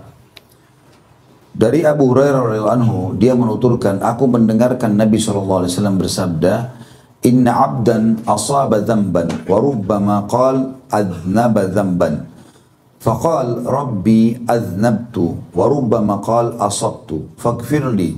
Faqala rabbuhu alima abdi anna lahu rabban yaghfiru dhanba wa ya'khudhu bi. Ghafartu li abdi thumma makatha ma syaa Allah thumma asaba dhanban aw adhnaba dhanban faqala rabbi adhnabtu aw asabtu akhar faghfirhu. Faqala a'alima 'abdi anna lahu rabban yakfiru adh-dhanba wa ya'khudha bi ghafartu li 'abdi thumma makatha ma syaa Allah thumma 'aznaba dhanban wa rubbama qala asaba dhanban faqala rabbi asabtu aw qala aznabtu akhar faghfirhu li faqala a'alima 'abdi anna lahu rabban yakfiru adh-dhanba wa ya'khudhu bi ghafartu li 'abdi thalathan faya'mal ma syaa. Sesungguhnya seorang hamba melakukan dosa, lalu dia berkata, wahai Rabbku, maksudnya dia bertaubat kepada Allah, aku telah melakukan dosa, maka ampunilah aku. Lalu Rabbnya berkata, apakah hambaku tahu bahwa dia mempunyai Tuhan yang mengampuni dosa dan yang akan menghukum dan menghukumnya? Tentu ini Allah SWT bertanya kepada para malaikat ya. Dan tidak ada jawaban dalam hadis ini dari malaikat. Mereka mengikuti Allah SWT. Ketahuilah aku telah mengampuni hambaku. Jadi kalau kita bertaubat, kita melakukan dosa, Allah berikan rasa penyesalan, lalu kita beristighfar kepada Allah, berarti Allah akan menjawab seperti ini. Kita belum pernah lihat Allah, tapi kita mau mengatakan itu. Allah mengatakan, aku akan mengampuni. Kemudian dia tinggal sesuai dengan yang dihendaki Allah. Maksudnya berjalan waktu, ternyata hamba tersebut melakukan dosa lagi, terulang lagi. Lalu dia mengatakan, wahai Rabb, aku telah berbuat dosa yang lain, ampunilah aku.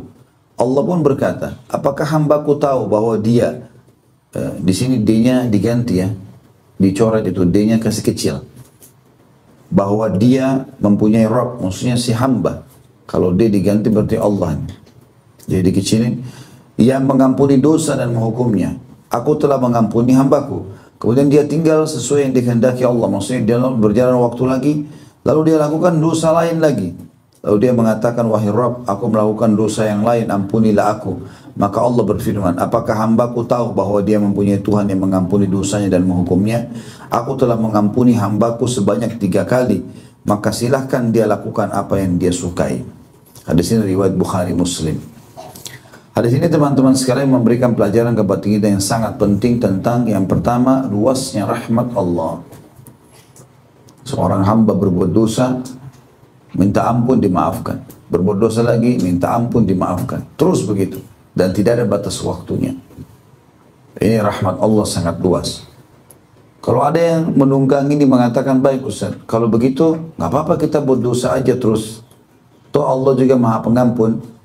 Secara zahir benar. Tetapi teman-teman sekalian begini pertemukan. Mana lebih baik? Kita buat dosa lalu kita istighfar kepada Allah.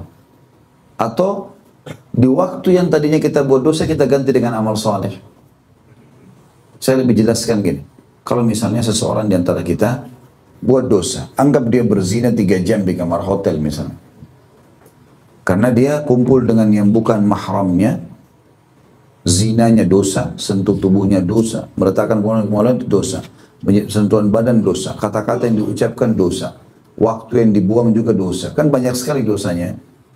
Baik, sekarang dia istighfar kepada Allah, Allah maafkan. Mana lebih baik teman-teman itu, atau seseorang yang 3 jam tadi yang dia pakai zina itu misalnya, dia pakai beribadah, baca Quran. Tentu saja baca Quran ya. Bisa ditangkap nggak ini? Masih hidup ya? Alhamdulillah.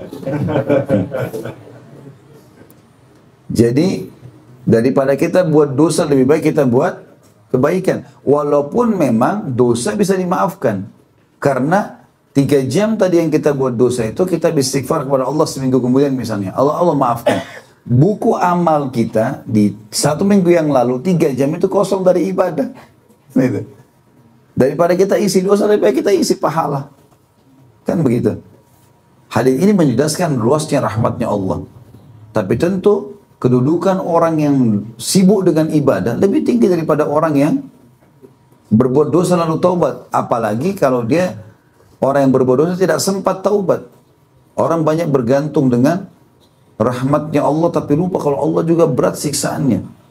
Belum tentu teman-teman sekalian Allah berikan kesempatan kita setiap buat dosa kita istighfar, belum tentu. Banyak orang buat dosa malah dia jadi tambah pembangkang. Ini itu. Jadi tambah anggap remeh. Udahlah, nggak usah urus saya. Ya akhi, ukti ini haram. Nggak usah urus saya, biarin aja. Gampang kok, Allah Maha Pengampun. Baik, mungkin dia keluar sebentar mati. Ya, dibunuh oleh orang. Itu kan terjadi pada Abu Sulaim. Suaminya Ummu Sulaim. Ummu Sulaim ini sahabat yang sangat terkenal dengan kesolehannya. Ummu Sulaim ini ibunya Anas bin Malik radhiyallahu anhu ajma'in. Ya, sangat luar biasa kesolehannya. Sampai Nabi SAW menyebutkan selain Bilal, kan Bilal dikatakan, hai Bilal, apa yang kau buat sampai aku dengar langkah suara sendalmu di surga. Juga ada riwayat lain tentang Ummu Sulaim, nama lainnya Rumaisa atau Gumaisa, yang kata Nabi SAW, aku telah diperdengarkan suara sendal atau langkah kakinya Rumaisa di surga. Jadi saya bilang surga buat perempuan ini. Dia masuk Islam, teman-teman sekalian. Anaknya pun Anas bin Malik diajak masuk Islam. Dan suaminya Malik nggak mau masuk Islam. Dia ajak sama dia nggak mau. Dia kan santun yang nggak mau. Malik tolak kebenaran. Lalu kemudian dia keluar dari rumahnya karena ribut sama istrinya. Istrinya ajak dia masuk, dia nggak mau. Dia keluar di tengah jalan berantem sama musuhnya. Jadi ada musuh dia temui, memang punya cekcok masalah, berantem, dibunuh oleh musuhnya. Mati dalam keadaan kafir. Jadi, artinya bagaimana orang bisa dapat jaminan teman-teman kita sempat taubat sebentar? Ada jaminan kan? Untuk apa kita tunda? Bisa ditangkap ini ya. Jadi betul rahmat Allah luas, tapi jangan tunggangi itu akhirnya kita lalai. Enggak. Tapi kalau kita berbuat dosa, kita jangan menganggap Allah tidak ampuni. Allah akan maafkan. Itu yang dimaksud. Ya. Ini pelajaran yang pertama tentang luasnya rahmatnya Allah SWT, tapi memahaminya dengan cara apa yang saya jelaskan tadi. Kemudian juga makna yang lain atau pelajaran yang lain kita bisa ambil, Allah Maha mendengar, Allah Maha mengetahui. Dan Allah suka dengan taubatnya hambanya. Terbukti Allah maafkan lagi. Sangat jauh antara sifat sang pencipta Allah dengan manusia. Kalau kita punya pegawai mencuri misalnya, sudah jelas-jelas kita tahu mencuri atau dia berbohong. Saya yakin mungkin yang kita lakukan adalah, udah supaya aman perusahaan, keluarin aja deh. Dia mencuri, dia korupsi, dia menipu, nota palsu, apalah, kita keluarkan. Allah SWT berbeda. Dia buat, dia minta maaf, Allah maafin. Dia ulangi pun lagi, dia minta maaf, Allah masih maafkan. Sampai kapanpun. Yang penting kata ulama, seperti Imam Nawawi sebutkan, kalau dia dosa besar, memang di taubat dia yang pertama, dia sudah niat dalam hatinya, tidak mau mengulangi. Tapi berjalan waktu, dia terjerumus lagi karena pergaulan, karena keadaan, karena safar. Maka tobat yang pertama sudah diterima. Yang kedua dia mulai tobat lagi. Dia akui kalau dia berbuat salah, itu lain. Itu akan diterima seperti hadis ini. Tapi kalau ada orang dari awal memang dia zina misalnya, sudahlah, astagfirullah. Tapi ya kalau ada kesempatan saya ulangi lagi. Maka dari awal belum diterima taubatnya. Karena Imam Nawawi mengatakan taubat harus dengan 3 syarat. Meninggalkan dosa itu, menyesali dan juga janji sama Allah tidak akan mengulanginya. Baik, hadis 32. Hadis ini sahih juga dari Abu Sa'id Al-Khudri radhiyallahu anhu, dia menuturkan, saya mendengarkan Rasulullah SAW bersabda, Inna iblisa qala li rabbi biizzatika wa jalalik la abrahu ugwi bani adam ma damatil arwahu fihim. فقال الله فبعزتي وجلالي لا أبرح أغفر لهم ما استغفروني. Hadis ini sahih riwayat Imam Ahmad. Sesungguhnya iblis telah berkata kepada Rabbnya, demi keperkasaanmu dan keagunganmu, aku akan selalu menyesatkan anak keturunan Adam selama ruh masih berada dalam jasad mereka. Terus saja aku goda supaya mereka salah. Allah menjawab, demi keperkasaanku dan keagunganku, aku akan selalu mengampuni mereka selama mereka meminta ampunan kepadaku. Walaupun kau jerumuskan mereka, aku siap ampuni. Yang penting mereka bertaubat. Ya. Hadis ini memberikan gambaran pada kita pelajaran pertama, iblis ada. Dan iblis nama pemimpin syaitan. Yang memang sudah Allah kekalkan ceritanya dalam Al-Quran, surah Al-Baqarah dan beberapa surah-surah yang lain. Bahwasanya dia berdurhaka, tidak mau sujud kepada Adam. Dan sujud ini sujud perintah Allah, bukan sujud karena tunduk pada Adam, ya. Alaihissalatu wassalam. Yang jelas iblis itu ada dan disebutkan di sini, dan iblis sendiri mengakui ketuhanan Allah. Terbukti dari perkataan dia, demi keperkasaanmu dan keagunganmu. Jadi syaitan yang biasa diikuti oleh banyak manusia menyesatkan dia, sebenarnya tunduk kepada Allah. Dan sudah dibongkar kedoknya kalau memang dia jahat, dia akan menyesatkan manusia. Banyak ayat Al-Quran menjelaskan masalah itu ya. Jangan kalian mengikuti syaitan, iblis, ya bersama anak keturunannya. Karena mereka akan menyesatkan kalian, membawa kalian ke surga, ke neraka dan seterusnya. Pelajaran yang lain adalah rahmatnya Allah juga luas di sini. Karena Allah akan mengampuni hambanya selama mereka beristighfar. Selama mau istighfar, Allah maafkan. Dan kita boleh mengucapkan kata ulama, istighfar ini dengan dua cara. Dengan mengatakan, saya beristighfar kepadamu ya Allah, atau astagfirullah, bisa astagfirullahaladzim, bisa astagfirullahaladzim, ladzi la ilaha illa, wal hayyul qayyum wa atubu ilaih. Dengan niat dalam hati untuk semua dosa kita, kecil atau besar misalnya. Bisa juga kata ulama, kita beristighfar lebih khusus, lebih spesifik. Misalnya kita baru buat dosa apalah, ada orang baru berzina, ada orang baru bohong, lalu dia langsung istighfar, dia fokus kepada dosa dia itu. Maka sebagian ulama mengatakan, seorang muslim harusnya melakukan dua-duanya. Karena kadang-kadang ada mungkin yang dia istighfar, ya, ada yang dia tidak niatkan dalam hatinya misalnya untuk dosa tertentu, atau mungkin ada dosa butuh istighfar, ada mungkin istighfar sekali mengampuni dosa, ada mungkin butuhkan istighfar 70 kali, mungkin ada 50 kali, maka belum dimaafkan. Alangkah baiknya kalau dia menyebutkan juga istighfar tersebut secara khusus. Ya Allah, saya pernah melakukan dosa pada umur saya sekian, melakukan ini, dan saya merasa bersalah, maafkanlah dosa itu, ya, misalnya secara khusus. Tapi dia tidak boleh tinggalkan juga istighfar yang umum. Istighfar umum membantu dia, ya, untuk menyelesaikan. Jadi ini termasuk dalam masalah istighfar. Dan yang terakhir adalah hadis 33 dari Ali bin Rabi'ah. Dia menuturkan, syahidtu aliyan utiya bidabbatin liyarkabaha. Falamma wada'a rijlahu fil riqab, qala bismillah. Falamma istawa ala dhahriha, qala alhamdulillah. Thumma qala, subhanalladzi sakhkhara lana hadha wa ma kunna lahu muqrinin wa inna ila rabbina lamunqalibun. Thumma qala alhamdulillah 3 marrat. Thumma qala Allahu akbar 3 marrat. Thumma qala subhanaka inni zalamtu nafsi faghfirli fa innahu la yaghfiru dhunuba illa ant. Thumma dahik faqila ya amiral mu'minin min ayyi shay'in dahikta? Qala ra'aitu Rasulullah sallallahu alaihi wasallam fa'ala kama fa'altu. Thumma dahik faqultu ya Rasulullah min ayyi shay'in dahikta?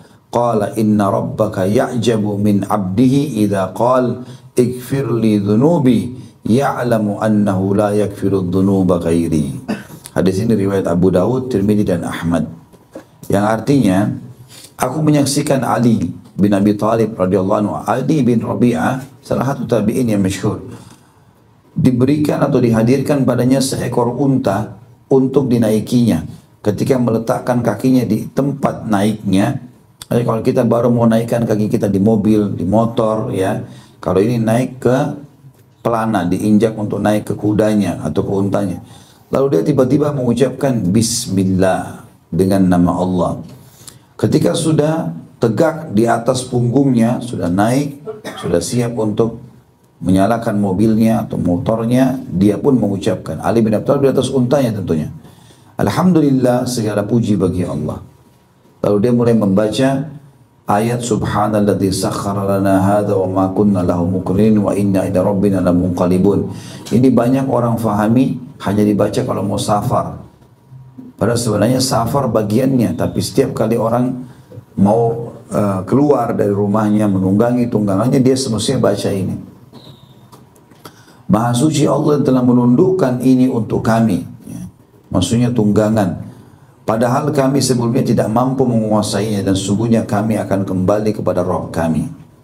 Jadi naik baca bismillah, begitu duduk baca alhamdulillah, kemudian subhanalladzi sakhkhara lana hadza wa ma kunna lahu muqrinin wa inna ila rabbina lamunqalibun.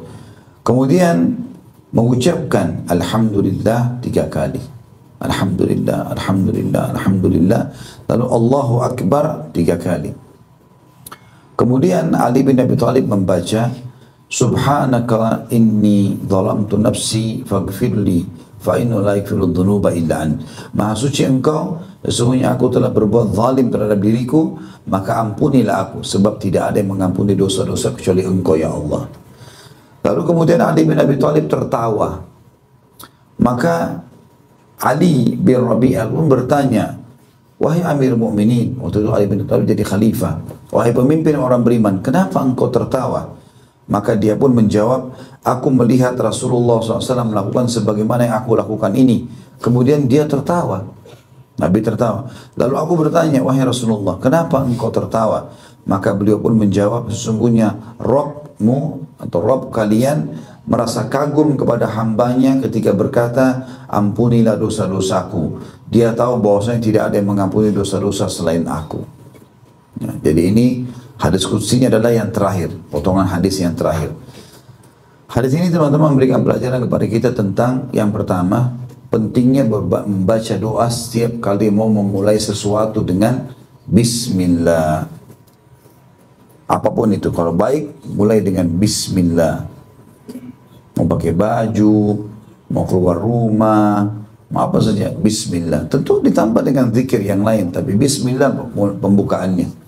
Mau makan, ya, apa saja. Selama itu baik, kita baca Bismillah. Kata Nabi SAW, ya, semua yang tidak disebutkan Bismillah, maka dia aqta, atau terputus dari rahmat. Kullu amrin la yubda' Bismillah, fahuwa aqta.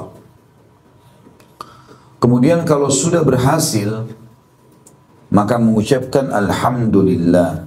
Karena di sini dikatakan pada saat Ali bin Abi Thalib sudah naik, sudah tegak, sudah nyaman, maka dia mengatakan Alhamdulillah. Dan sebagian ulama mengatakan Alhamdulillah Ali bin Abi Thalib adalah Alhamdulillahnya yang telah memudahkan dia naik ke tunggangannya. Belum jalan ini. Ini menandakan seorang mukmin tidak boleh lepas dari zikrullah. Ya. Kemudian dia baca Subhanalladzi sakhkhara lana hadza wa ma kunna lahu muqrinin wa inna ila rabbina lamunqalibun. Ini biasa dia baca doa safar. Tapi ini di sini hadis ini menjelaskan kepada kita bukan cuma safar, tapi setiap kali kita pakai atau tunggang, menunggangi tunggangan atau naik kendaraan kalau kita sekarang. Kemudian membaca Alhamdulillah 3 kali. Alhamdulillah. Selain Alhamdulillah yang pertama ya. Alhamdulillah yang pertama 1, berarti 4 kali Alhamdulillah.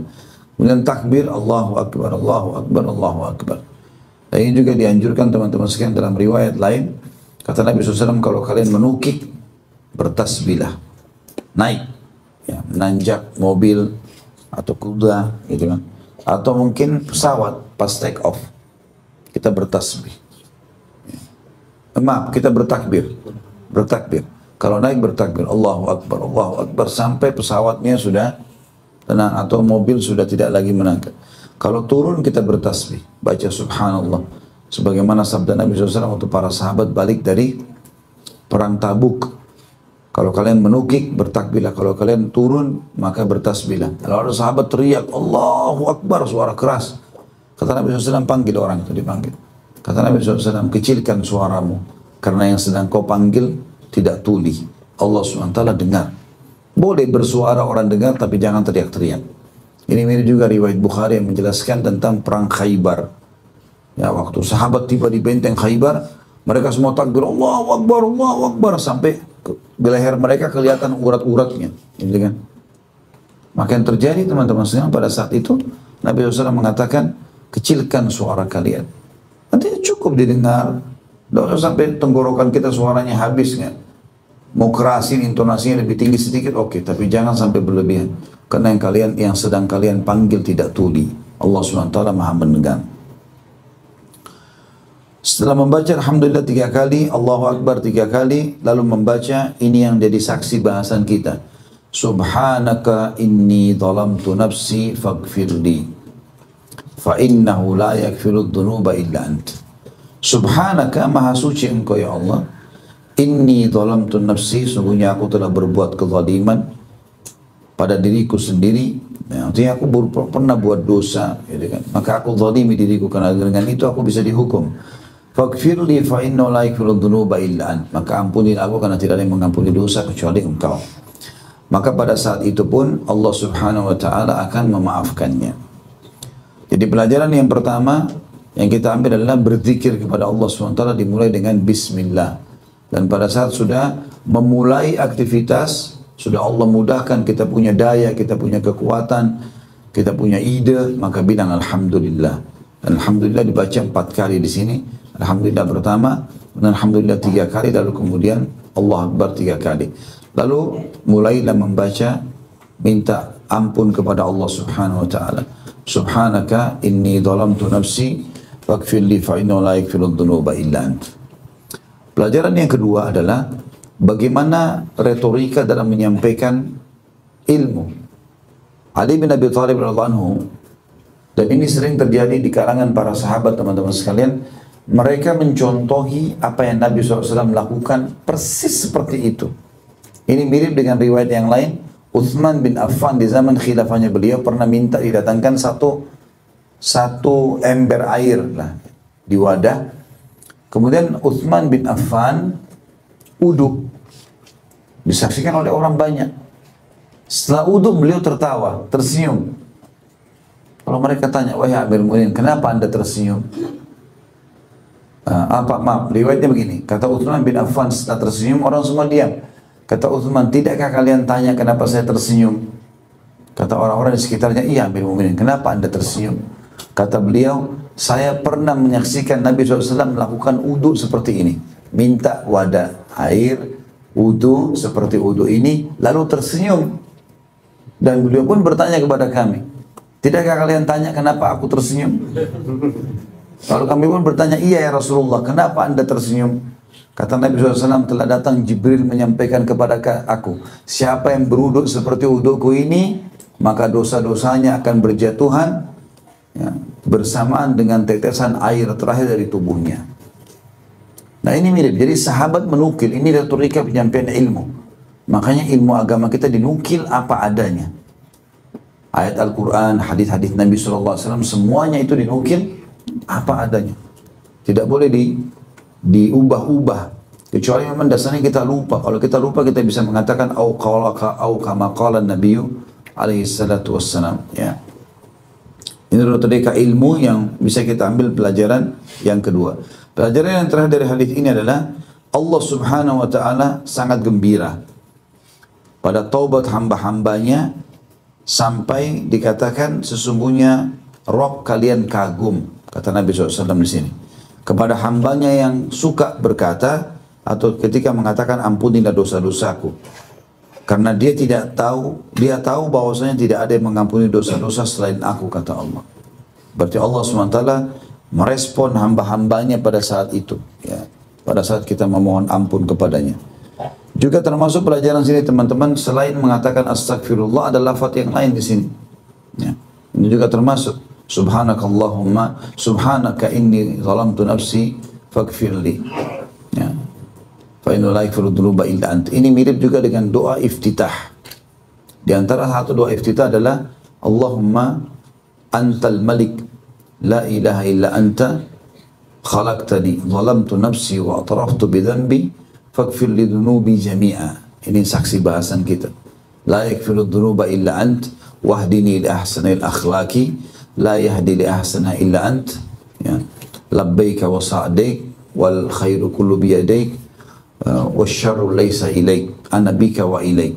Ini di antara dua iftitah tentunya. Yang saya sarankan teman-teman untuk menghafalnya. Itu yang artinya Allahumma antal malik, ya Allah engkau lah raja satu-satunya, la ilaha illa anta, tidak ada Tuhan yang berhak disembah kecuali engkau, zalamtu nafsi, aku telah menzalimi diriku, wa atraftu bi dzambi, dan aku mengakui dosa-dosaku, faghfir li dzunubi jami'a, ampunilah semua dosa-dosaku, fa innahu la yaghfiru dzunuba illa ant, karena tidak ada yang mengampuni dosa kecuali engkau, wahdini li ahsanil akhlaq, pandulah aku kepada akhlak yang baik, la yahdi li ahsaniha illa ant, tidak ada yang bisa memandu kepada kebaikan itu kecuali engkau, labbaika wa sa'daik, aku menjawab panggilanmu dan seluruh kebahagiaan selalu datang darimu, wal khairu labbaika wa sa'daik wal khairu biyadaik, dan kebaikan ada selalu dari sisimu, ya. Wasyarru laysa ilaik, dan keburukan tidak dinisbatkan kepadamu, ana bika wa ilaik, aku darimu, berasal darimu dan akan kembali kepadamu. Ini termasuk mirip dengan doa-doa seperti ini. Juga tentu ada ucapan Nabi Adam alaihissalam, la ilaha illa anta subhanaka inni kuntu minadh dhalimin. Juga ada lafaz yang lain yang dikenal dengan sayyidul istighfar.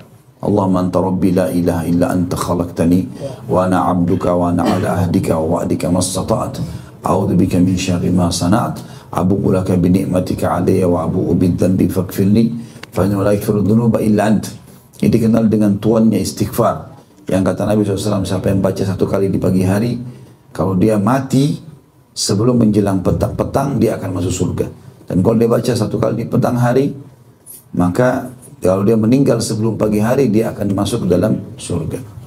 Ini macam-macam atau ragam masalah istighfar. Oke, begitu saja. Semoga baju kita diberkahi olehnya dan dijadikan sebagai tambahan amal kita pada hari kiamat. Semoga seluruh amal yang pernah kita kerjakan tanpa terkecuali, yang sedang kita kerjakan dan akan kita kerjakan sampai menjelang ajal nanti, diberikan pahala yang sempurna. Dan juga semoga semua dosa tidak terkecuali, sekecil sampai sebesar apapun, sengaja tidak sengaja, samar ataupun nyata, yang kita pernah kerjakan dan akan kita kerjakan, diganti oleh Allah SWT dengan kemahamurannya menjadi pahala. Juga kedua orang tua kita dan seluruh kerabat kita. Dan kita berdoa tidak pernah lupa negara kita tercinta Indonesia menjadi negara yang aman, tentram, damai. Semua umat Islam di bawah naungan ukhuwah Islamiyah, diangkat perselisihan di antara mereka. Dan juga semoga seluruh umat Islam kembali dalam ibadah kepada Al-Quran dan Sunnah. Dan semoga saja pemimpin negara ini semuanya diberikan hidayah oleh Allah, takut kepadanya, tunduk kepadanya, bertaubat dari dosa-dosa mereka, sehingga mereka bisa menjalankan amanah dan mereka lepas dari tanggung jawab pada hari kiamat. Dan semoga seluruh masyarakat Indonesia tidak terkecuali semuanya mendapatkan hak mereka, dan semoga Indonesia menjadi contoh bagi negara yang lain. Dan siapapun yang menginginkan keburukan bagi Islam, bagi muslimin, bagi negara tercinta kita ini, semua tipu daya ini dikembalikan kepada diri mereka sendiri. Dan kita tidak pernah lupa saudara kita di Palestina, di Syria, di Yaman, di Irak, di Myanmar, di Ahsa, dimanapun mereka berada dan sedang tertindas. Semoga Allah ikhlaskan niat mereka, terima para syuhada mereka, mudahkan Islam di tangan mereka dan tangan kita semua. Dan semoga Allah partisipasi kita bersama mereka di pahala, baik dengan doa, dengan harta, juga dengan jiwa kita. Dan semoga Allah dengan kemahamurahannya menyatukan kita semua di surga Firdausnya tanpa hisab. Kemarin saya di majelis ilmu yang mulia ini. Wassalamualaikum warahmatullahi wabarakatuh. Walhamdulillahi rabbil alamin. Subhanakallahumma bihamdika asyhadu an la ilaha illa anta astaghfiruka wa atubu ilaik. Wassalamualaikum warahmatullahi wabarakatuh.